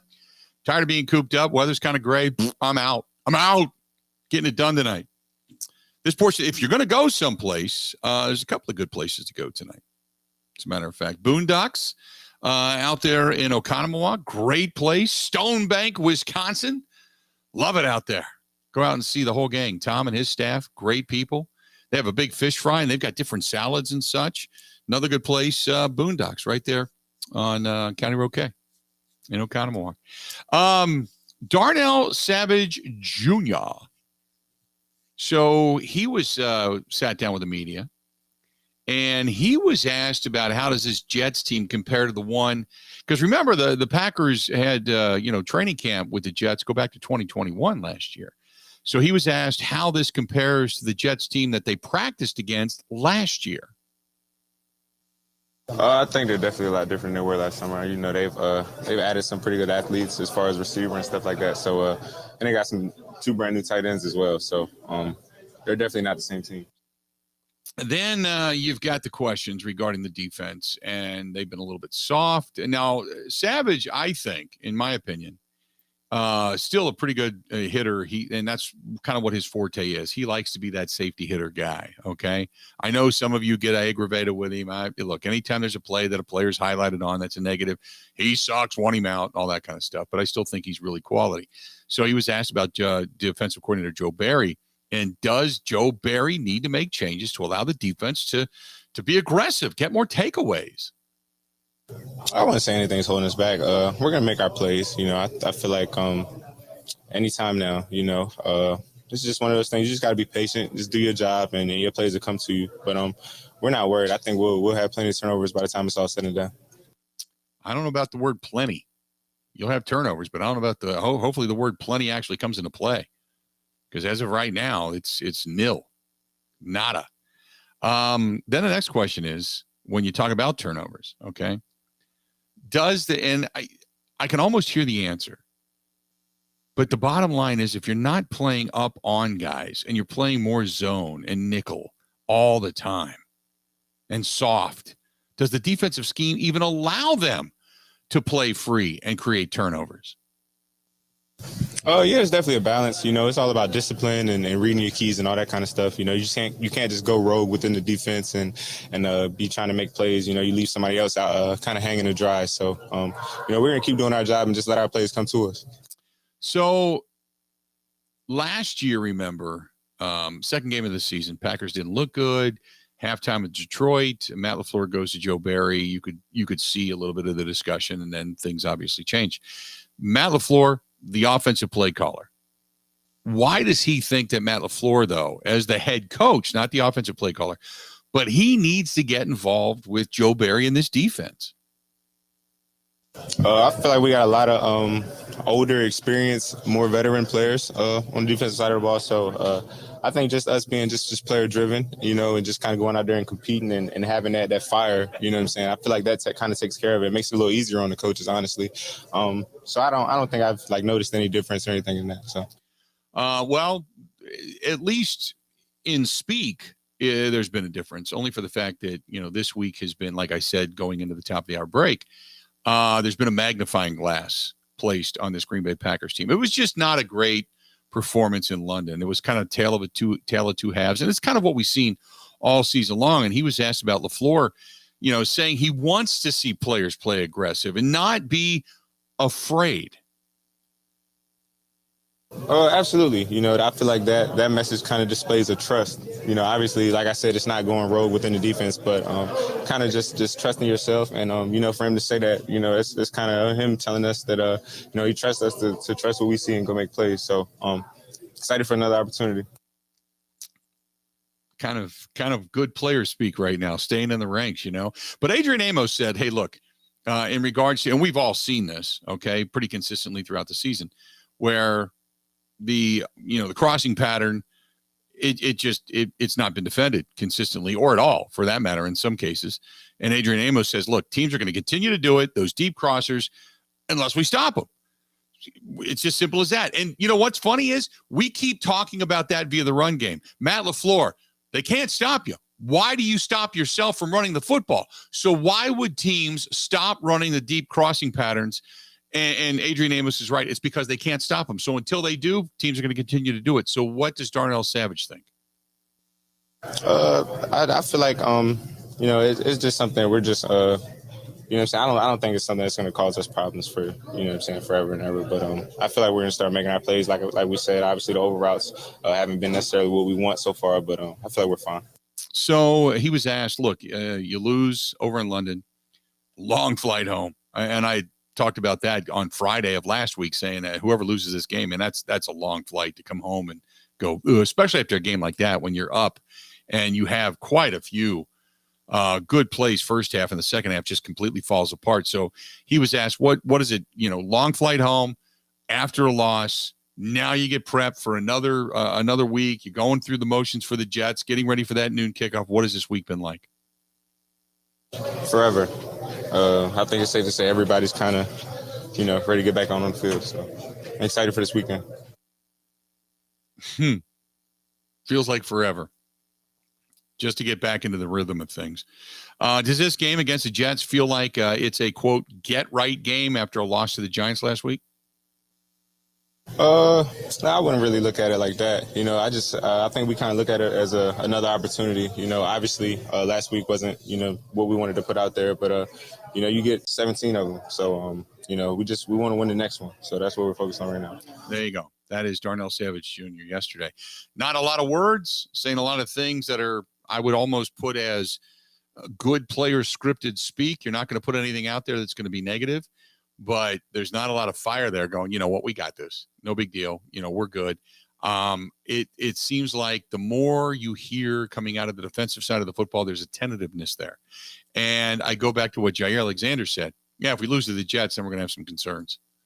I don't think he was, downplaying the Jets by any stretch of the imagination. But what I'm thinking is that is this starting to seep into the psyche? This sounds, Ben, correct me if I'm wrong. We heard Joe Barry. We heard Darnell Savage Jr. We've heard Matt LaFleur all week. We heard Aaron Rodgers. Does it sound like this is a team that might, in the least bit, starting to be questioning itself? Yeah, it always kind of falls down from the head coach. I also heard LaFleur say during his press conference that it's their earliest kick they've had this season. Yep. Kind of making a big deal of everyone's got to be ready. Feel like no doubt he starts saying that, everyone realizes, oh, wait, we haven't had to wake up early to do this yet. Right. I don't know. The messaging is weird. It is. But it's only weird because they didn't win. So right. Had they won, then maybe, and had they won playing the same style of football in the second half as they played in the first half, I don't think we have any questions. Any at all. But I think that it just sounds like there's a lot of tentativeness in voices right now inside 1265. There's not the aggressiveness. That's why I am really excited to see this game on Sunday. I am excited to see them come out to play aggressive. Otherwise, this is all lip service. Right?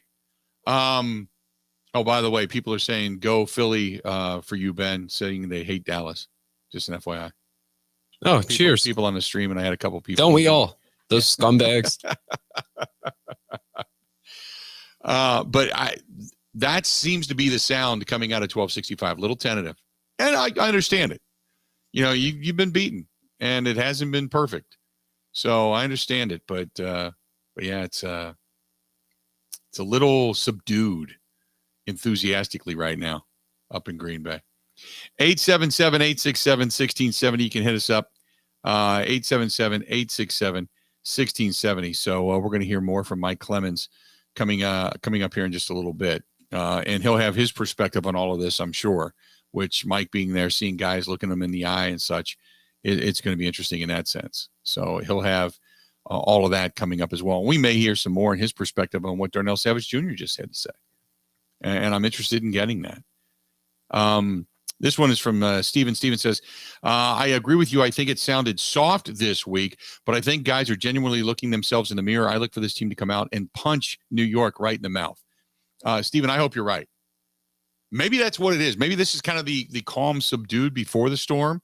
I don't know if they have the ability to just flip the switch and, quote, unleash, but I certainly think that if you don't see aggressiveness this week, I don't know what to tell you. You know what I mean? I don't know what to tell you. If you don't see the aggressiveness this week, you've got another opportunity to get. If you don't see, if the Packers should lose, they're sitting at 3-2. If they should lose, go to 3-3. You're going to get a win over the Commanders, you would assume. So 4-3. And you got the Bills, man. You got to go to the Bills in Buffalo. You don't want to get punched in the face again like that. I want to see them get it right, expound upon it against Washington, and then go in with a head of steam into Buffalo. Because we all pretty much looked at this game and said, you know what? Circle that. That might be an L. I think if we have to put our house money on it, we would probably take Buffalo in Buffalo. I don't know if I'd be as quick to take Buffalo if they were playing at Lambeau, but in Buffalo, I'm not. not enthusiastic about it, to say the very least. And then don't forget, it doesn't get any easier because you got the Lions in Detroit, which you never played traditionally well there. But then the Cowboys come calling, the Titans come calling. You got to go to Philadelphia. It's not an easy road. Not at all. This portion of the program brought to you by our friends at Kane and Kane Jewelers. I see Andy's stuff all over the internet, man. If you haven't checked it out, Buy Like a Guy podcast, the Buy Like a Guy podcast. Also, Kane and Kane Jewelers up in West Bend. They just do a lot of cool stuff.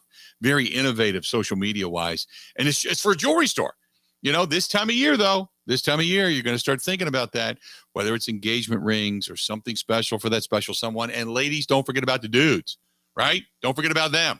We don't mind it. Nice watch. I'm not into the pinky rings, but, if that's what your dudes like, there you go. Ben, are you a jewelry guy by any extent? No. Okay, just checking. Well, then you have to go buy for somebody and not necessarily have somebody buy for you. But they have everything. Go to Kane and Kane Jewelers in West Bend or kaneandkanejewelers.com. You can also find Andy's podcast at Buy Like a Guy. Stay tuned. More of the Bill Michaels Show next. Covering Wisconsin sports like a blanket. This is the Bill Michaels Show on the Wisconsin Sports Zone Radio Network. Wisconsin isn't snobby, snooty, or pretentious. It's Midwestern charm at its finest. And that's exactly what Forgotten Fire Winery in Peshtigo is all about. Fun in a bottle without the attitude. You can find their full wine and cider lineup in their tasting room or in liquor and grocery stores throughout the state. The winery is a great place to get away for wine and cider tastings, great live music, and private events all year long. Remember, any time is a great time for Forgotten Fire wines and ciders. Wisconsin wine made from Wisconsin people.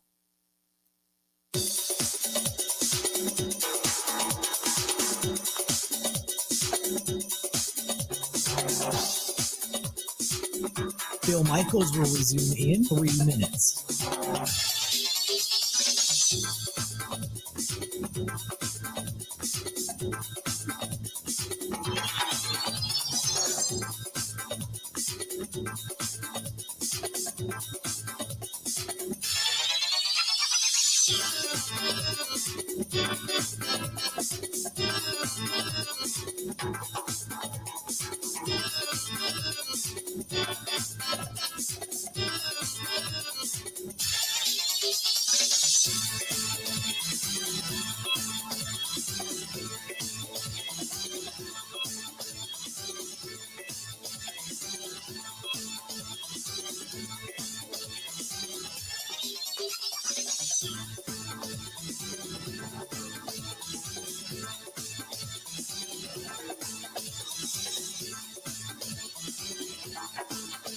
Bill Michaels will resume in 2 minutes.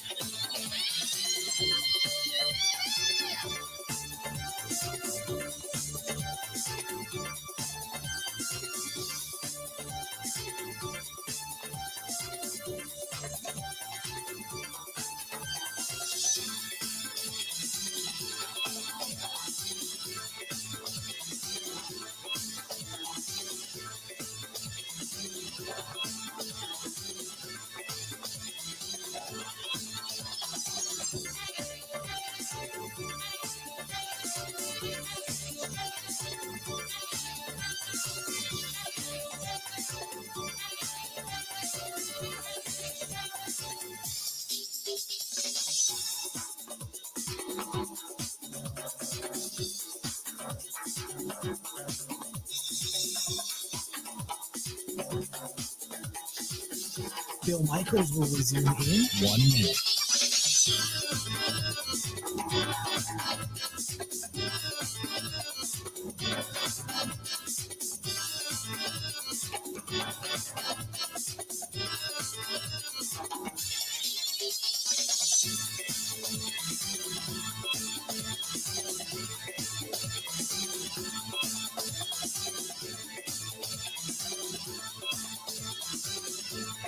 Bill Michaels will resume in 30 seconds.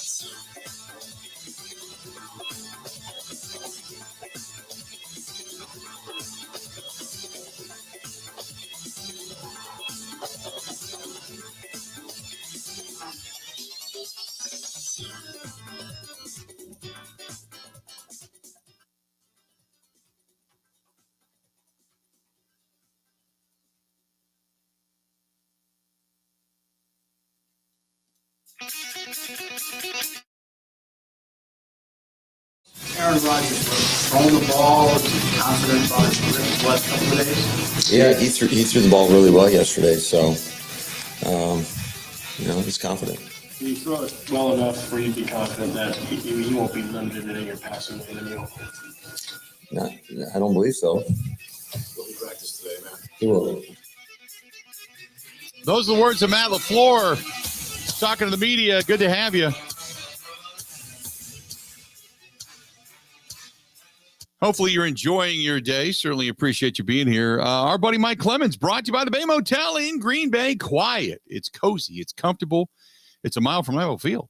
Stop in. Perfect for that family stay as well. And at the Bay Family Restaurant, they have that home-style cooking 7 days a week. It's the Bay Motel right there on South Military Avenue in Green Bay. Call them today for a reservation, 920-494-3441. Even for a weekend if the Packers aren't there. Head on up. Maybe watch the game up in Green Bay. Go over to the Hall of Fame. Take the tour. You're good to go. Call them today, 920-494-3441, 920-494-3441, or go online at baymotelgreenbay.com. That is baymotelgreenbay.com. Good stuff. Mike Clemens joining us on the line. How you doing, buddy? Okay, just came back from the Friday practice, and Aaron Rodgers was out there. He's still got this tape job on the right thumb on his hand, but you heard LaFleur there talking to us at today's press conference about he threw the ball fine, just fine yesterday. Rashawn Gary apparently hurt his toe in practice, I guess, yesterday, but it looked like he was going to go today. We'll get the injury report later on that. David Bakhtiari has been on the field this week during practice. And Christian Watson, he's out with a hamstring. Tipa Nalila is that backup outside linebacker. He's dealing with a hamstring too, so they have not practiced. Over in New York, Jermaine Johnson is one of their young defensive linemen. He's done very well, but he's got an ankle injury, I believe, and he's out. He's going to be – they've already determined he won't be able to play Sunday here at Lambeau Field. Man, it's a whole laundry list of dudes. So, Mike, let's start with first and foremost, you've got this team that seems to – and we were just talking about this. They seem like it's just – they're subdued. Like there's a lot of things that are – the microscope is on them. And, I heard the conversation with Joe Barry and, talking about aggressiveness. And then Matt LaFleur sounds a little testy at times and – and then he kind of reels it back in. But, man, they just have not been able to kind of get things going, specifically in the second half of games. Yeah, and, there's one player that I talked to at his locker who said, it's like we went to a bowl game and lost. I mean, it was such a nice trip. All those Packer fans and it was supposed to be a home game, but they just outnumbered the Giants fans or, the European fans were there. So they just felt like it was kind of a pageant. And then here they just got smashed in the mouth by a real tough Giants team. Offensively, last night we talked to offensive coordinator Adam Stanovich, and I said, all right, so like that third drive you had going down the field, and then you have that, triple misdirection, and you flip it to a wide open Mercedes Lewis, and his eyes lit up like, yeah. I said, hang on a second. I was trying to find a way to ask about creativity in the second half when they had those 3 and outs. And, you got an 11-play drive by the Giants offense, a 15-play drive where your defense just can't get off the field. And when they've got the opportunity, you got Rasul Douglas, with the unnecessary roughness call on the third down. And I'm thinking, can't LaFleur just change gears on the momentum? Like right in the middle of one of these long drives, just call a timeout. Mm-hmm. Do something, or when you get back out there, run some crazy play, or go back to the script you're using in the first half when you scored that touchdown. And Stanovich looked at me like I was nuts. Like, well, that play to Mercedes for the touchdown was designed for goal line. So okay, all right, whatever. But in the meantime, they're taking those long shots down the field to Randall Cobb on the left and Alan Lazard on the right, and, they're missing. And Rodgers has not hit the deep ball. So LaFleur was asked about that this morning. And when you throw the deep ball, what do you expect? If you attempt 5, do you expect 3 out of 5 to be completed in the game? And here's what LaFleur said.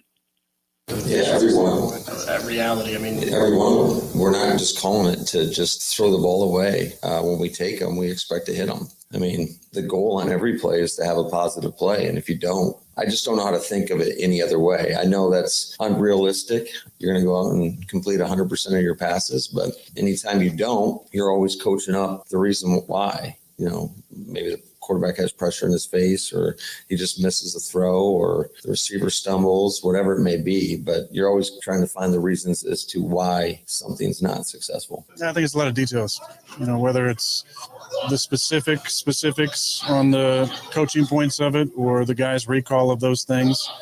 We're just not quite hitting the right spots on some of those routes. Some of it's feel, for sure, for some of those guys. But I look at a route like Sammy ran against the Bears, which wasn't really the paper route. It wasn't the route on paper, but he felt it, the angle, and ran a great route and was wide open. There's opportunities for some of those instinctual adjustments within a play that we can have. And if we get that, we'll probably start hitting those. Also, on a few of those, the timing's been off.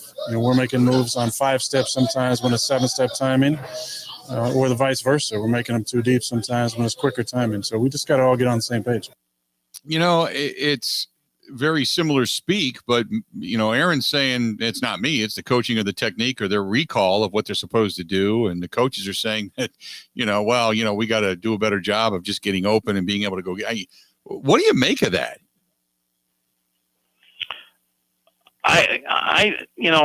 Rodgers talks about how every little thing has got to be just right. He just doesn't throw to the open guy. Like he said there, if he thinks that it's going to be a 7-step drop before he's going to release the ball, or before a guy is going to make a cut.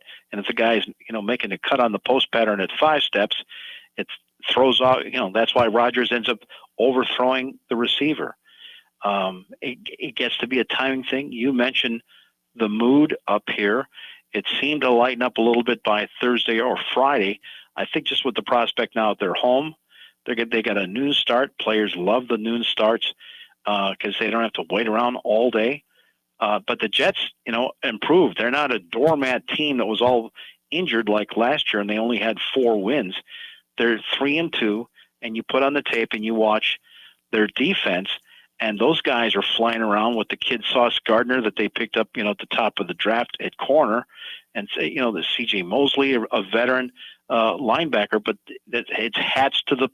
It's just like the Legion of Boom, up in Seattle, or what the 49ers had going under Robert Saleh. These guys are coming to the football and playing with intensity.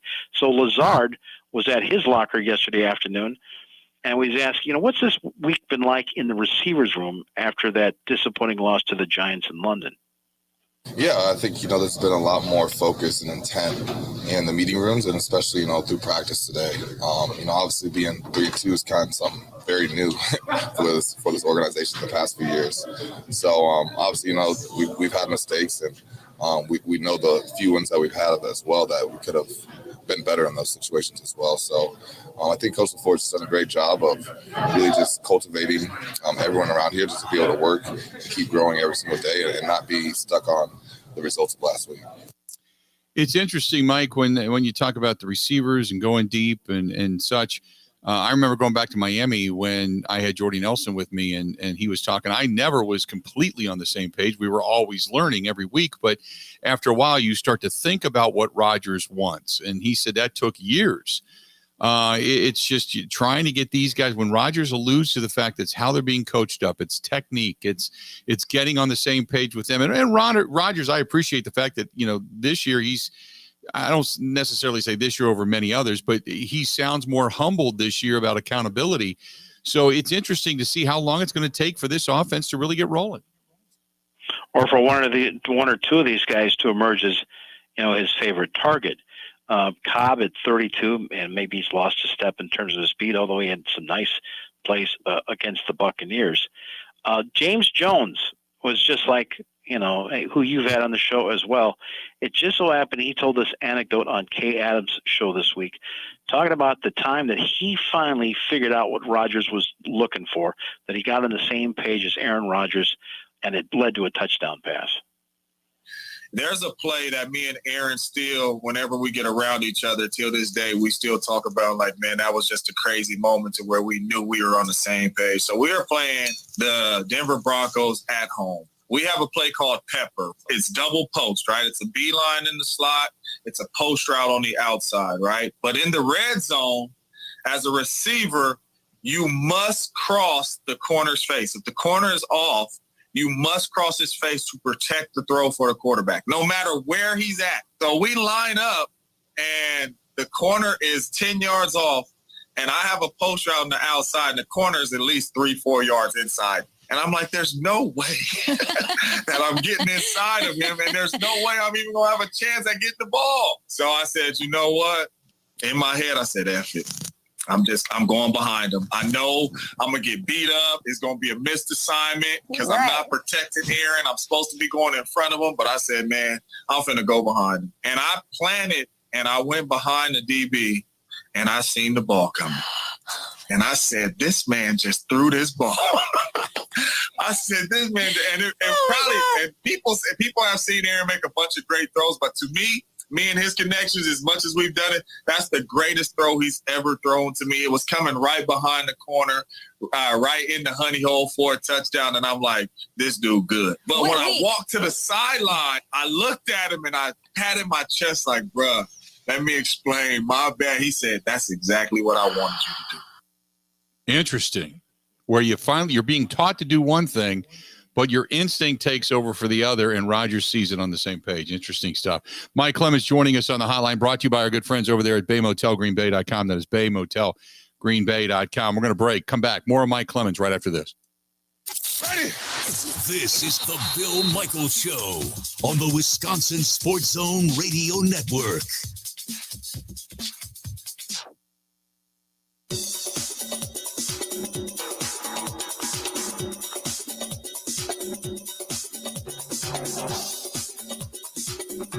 Bill Michaels will resume in 5 minutes.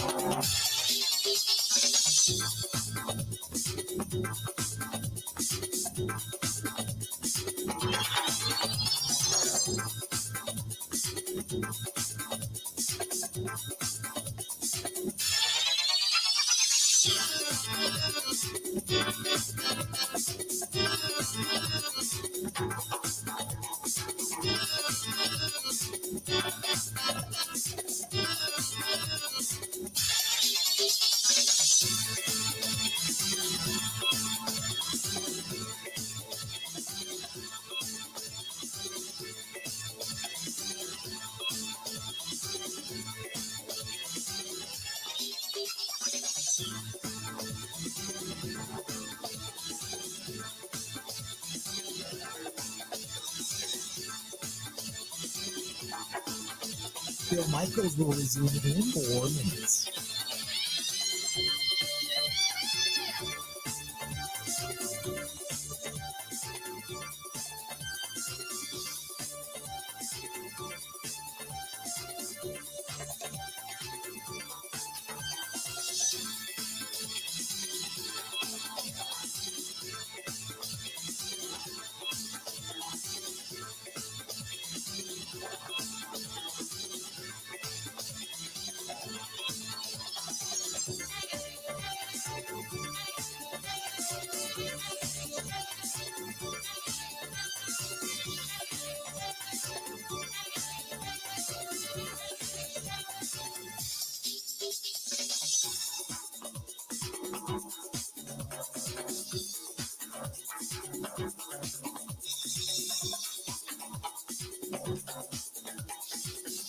Bill Michaels will resume in 3 minutes.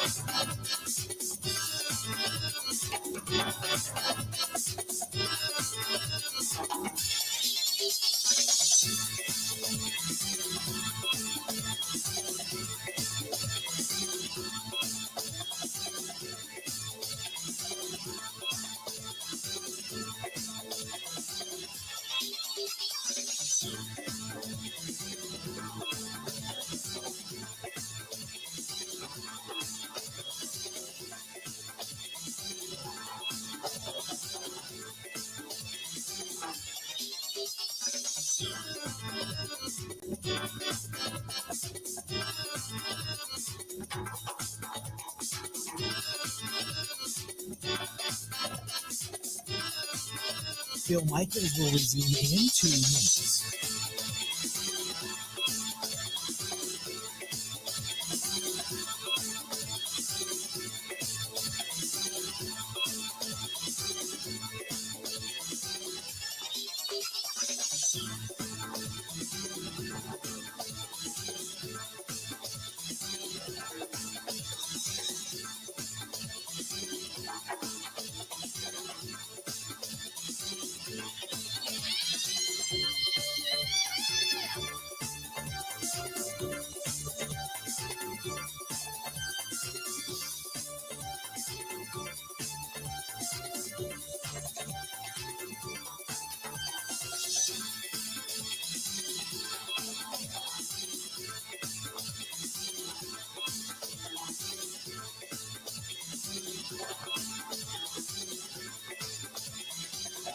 Bill Michaels will resume in 1 minute.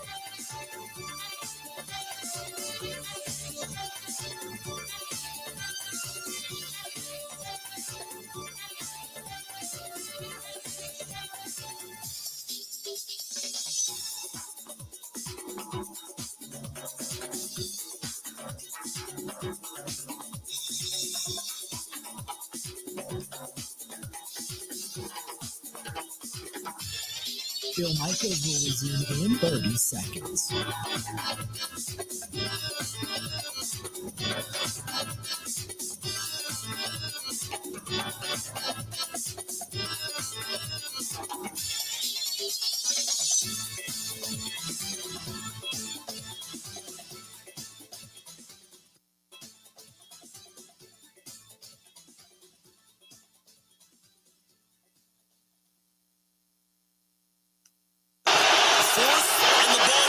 There's a signal right there. That shoulder tap.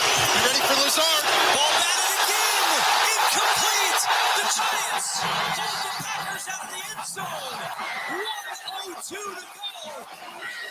Wow. We had a lot of run pass cans, and they played a lot of single high and manned us up. And it's, do you want to run into a loaded box, or you want to try to get it through the air? And give credit, Wentz, the guy I got a lot of respect for, and he outcoached us in the second half, and they outplayed us.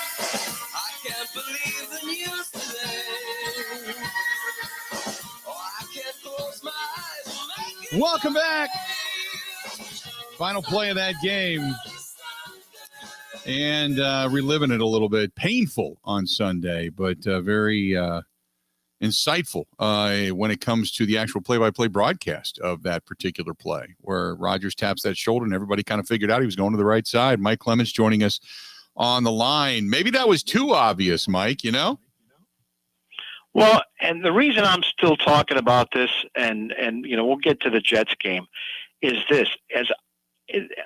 I watched that Packers-Giants game a third time after practice and press conferences Wednesday afternoon, and I got all the way through it. And you see, when you get down to that kind of crunch time of a game, we see that final play, it gets tipped, and so then we just walk away, like, okay, never mind. And I didn't see it until I watched the TV version, where on the instant replay, Mark Sanchez says, see how he's pulling up his shoulder?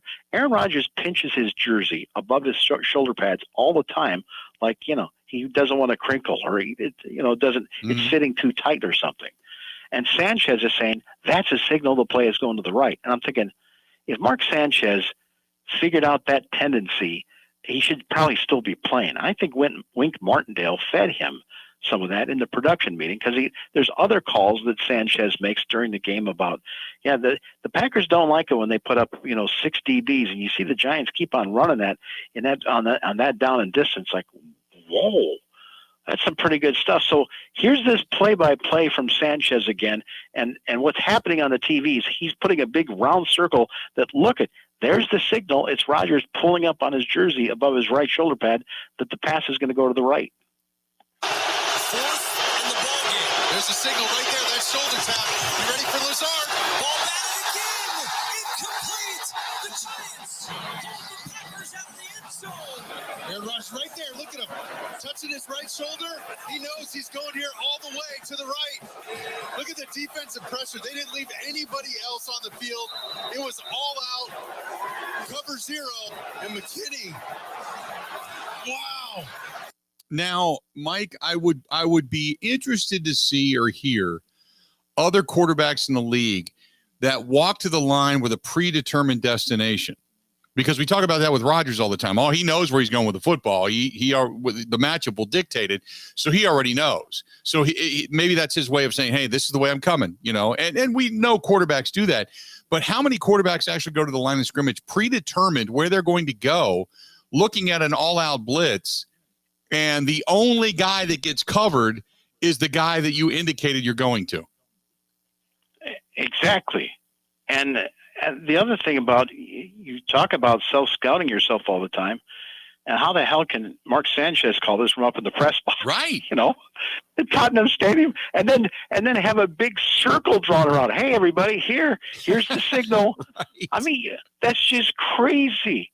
So you go over to the Giants locker room, and you talk to Xavier McKinney, the safety, who's playing up on the line now. Shouldn't he be back in the end zone? And it's like, no. Wink Martindale said, man, listen, when they get into that situation, I want you guys to blitz the quarterback. Because you know what? Rodgers is going to make the pass.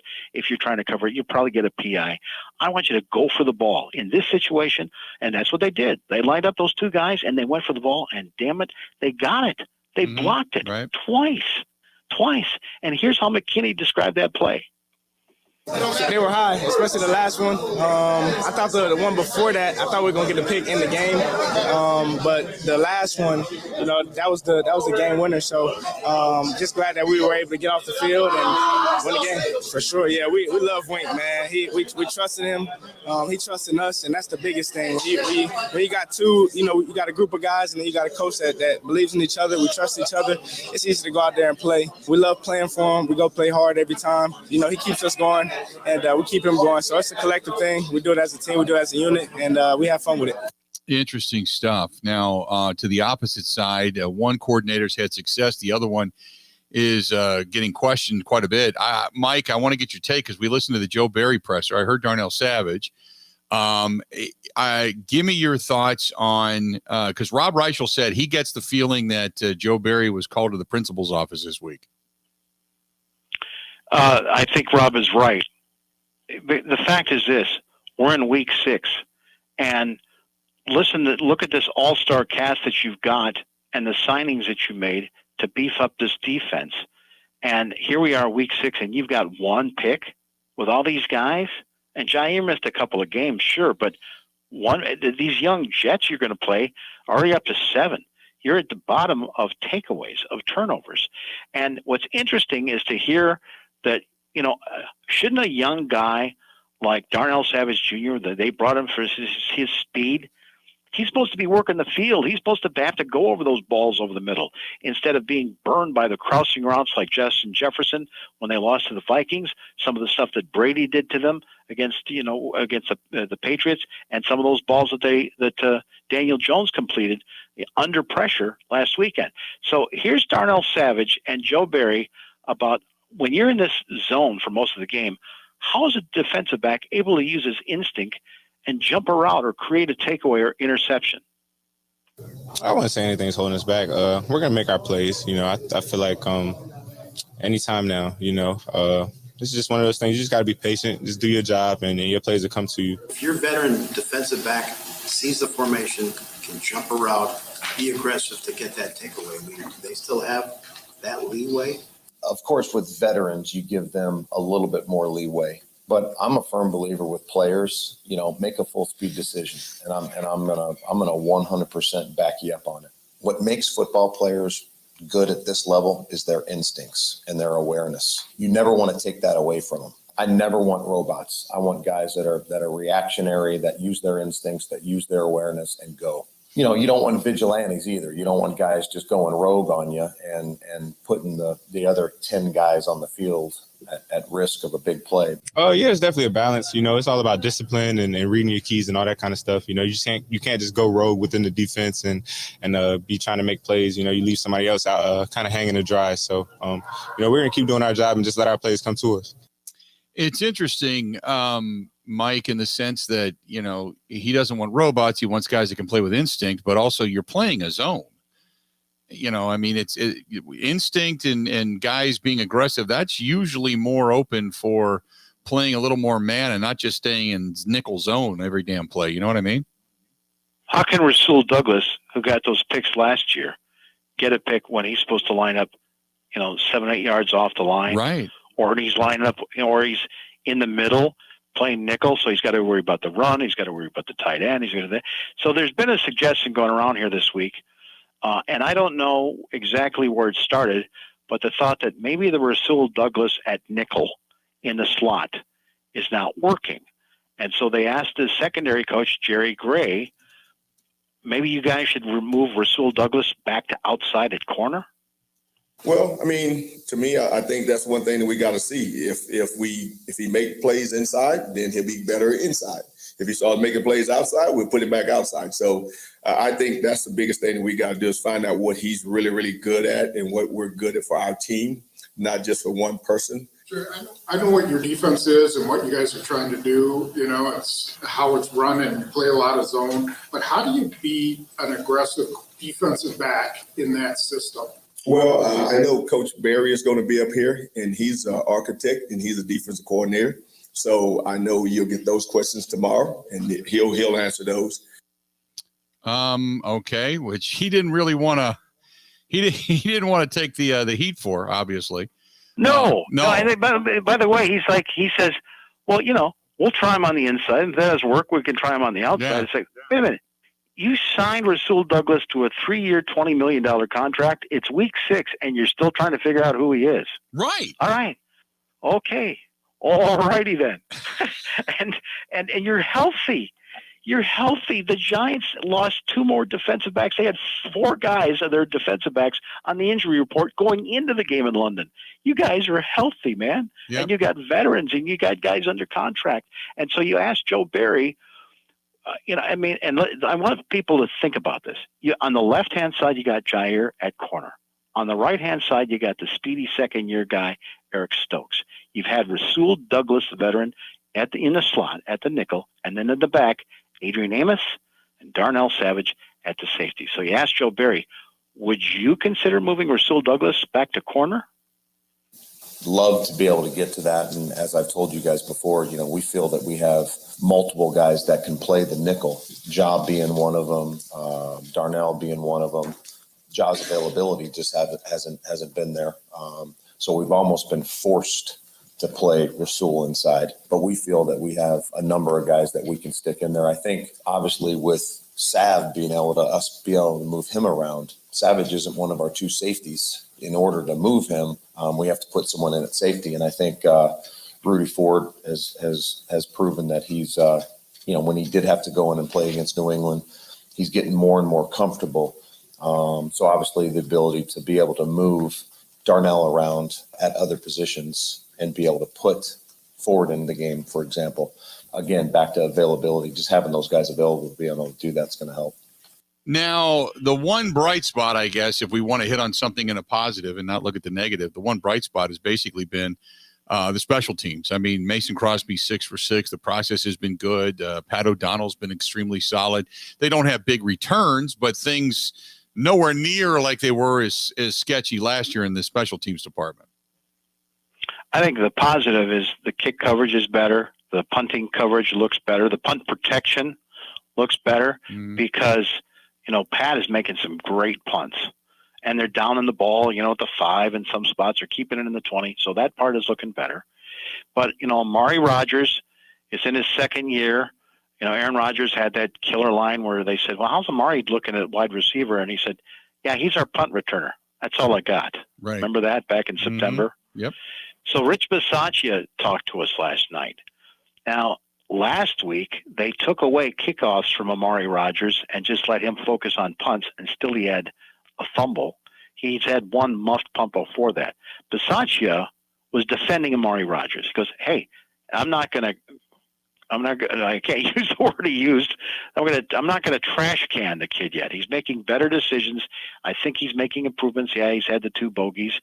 But yeah, we thought we'd try Christian Watson back there for some speed, but now Christian's had the hamstring injury, and they get Kylan Hill, who was their 3rd-string running back last year, who was doing a great job at returning kicks till he suffered that torn ACL against the Cardinals. He's back on the practice field. So they got that cooking. But Bisaccia says, you know what? We may throw in Keyshawn Nixon, one of these guys that I brought in that he filled in, did a nice job at corner and in the nickel, and I've used him in special teams in the past. And he talked about why you might see Keyshawn Nixon back at kick returner. Yeah, he's really fast. He's really physical. He's got really good eye-hand coordination. He's just got something about him. He's got some dirt in the back of his neck, and just makes him have a little bit of love for football and for everything that we're asking him to do. So, he did return for us, and we've given him some work this week. We've given him some work almost every week, but he's played the off returner for us a little bit the last few weeks. So we'll see what happens. But yeah, we like him back there as well. Dirt on the back of his neck. I like that. That's a gritty. I've never heard that. Have you heard that before? No, but I get what he's saying. I've not heard it put in that terms. Dirt in the back of his neck. Yeah. Play that again, Ben. He's got some dirt in the back of his neck. Yeah. How about that? Yeah, he's got dirt back there. Yeah, it's not that he's a filthy human being. It's just he's got it. He's got that grit to him. I like that. Let's do this. We're going to step away, take a quick break. We'll come back. Final segment with our buddy Mike Clemens coming up right after this. This is the Bill Michaels Show on the Wisconsin Sports Zone Radio Network. One of the worst things that you can hear, you have cancer. The worst is when you hear the words, your child has cancer. When a child is diagnosed with cancer, it changes their world. Sometimes they can't even do things that they really love, like playing soccer, riding a bike, going to prom, attending school. Children with cancer spend a lot of time away from others, time in the hospital, treatments, tired, nauseous, and they feel isolated. That's where Special Spaces Wisconsin steps in. They provide these children with a special space where they can not only sleep, but they can play, they can heal, they can spend time away from the challenges of their illness. It's a customized bedroom designed just for them. How about a princess castle or a pirate ship or a sports-themed bedroom? They transform that child's existing bedroom into a place that only he or she can imagine, a place for them just to be a kid. This effort is done with teams of dedicated volunteers and sponsors, just like our friends from Pella Windows and Doors of Wisconsin and all the community partners. If you'd like to find out more or to donate, go to specialspaces.org. That is specialspaces.org.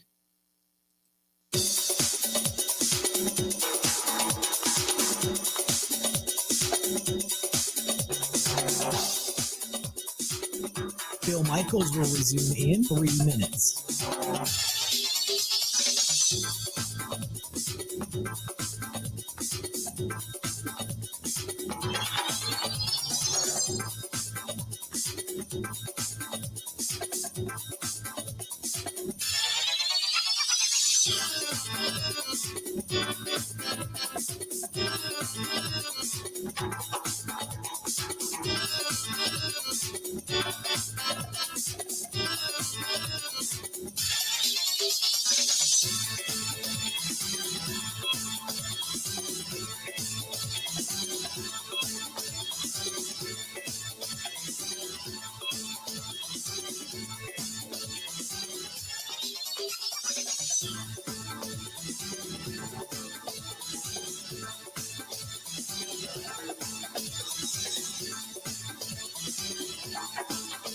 Bill Michaels will resume in 2 minutes.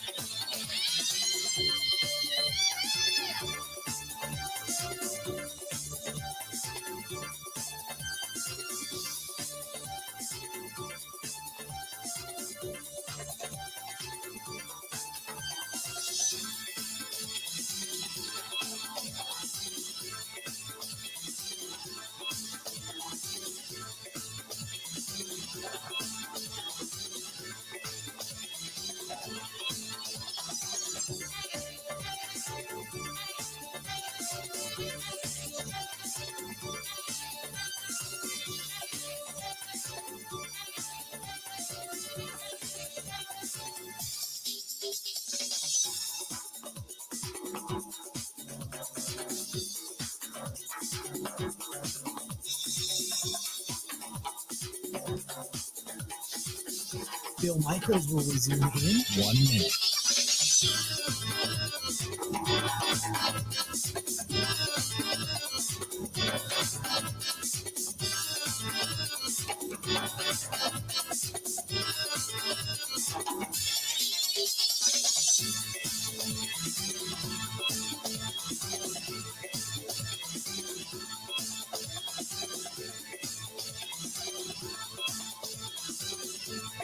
Bill Michaels will resume in 30 seconds.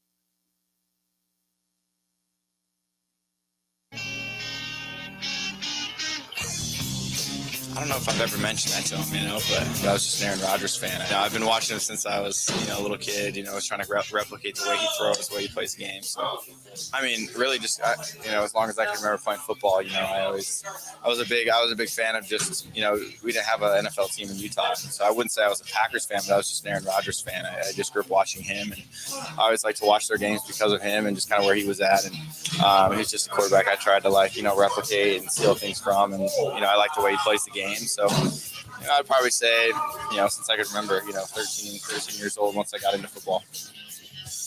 Big one coming up. Packers, Jets, noon kickoff on Sunday. Hey, by the way, I want to make a mention of this real quick. Huge game tonight, Family Fest tonight down at UW Whitewater. Taking on UW Oshkosh tonight. Big game, big atmosphere tonight under the lights, Perkins Stadium, 7 o'clock. And that is a big one here in the state of Wisconsin. And meantime, Mike Clemens joining us on the line. And Mike, a lot of storylines to this game, but I think the one that everybody's kind of talked about is the fact that there is so much familiarity between coaching staffs. Matt LaFleur's younger brother, Mike, is the offensive coordinator for the Jets, who I got to talk to when he was still with the 49ers and at the Super Bowl. And then Robert Saleh, I got to talk to him too as well. Now, Matt LaFleur just does not talk about his career or his life. He deflects every question. And there's a lot of coaches. Even McCarthy was that way before the Super Bowl. I'm here to talk about the players and here to talk about the football. I want to fly under the radar as the head coach. Later, McCarthy, Rob Reischel wrote a book about him, and, Lance Allen went to Pittsburgh to talk to his dad and see the bar that he grew up in and that kind of thing. But that was after, they got to the Super Bowl. But Robert Saleh talks about that he's going to Central Michigan to become a graduate assistant in football. Both these guys are about 23, 24 years old, and he meets this kid named Matt LaFleur, who'd been a quarterback at Saginaw, throwing footballs to Ravel Martin, and had just gotten a job at Central Michigan. At Central, yeah. So we were roommates together in Central when we were GAs. We're in an office about the size of this platform. So he's, so he and I are pretty close. How often do you guys talk? Is that someone you talk to every week? Almost every day. Oh, wow. Yeah.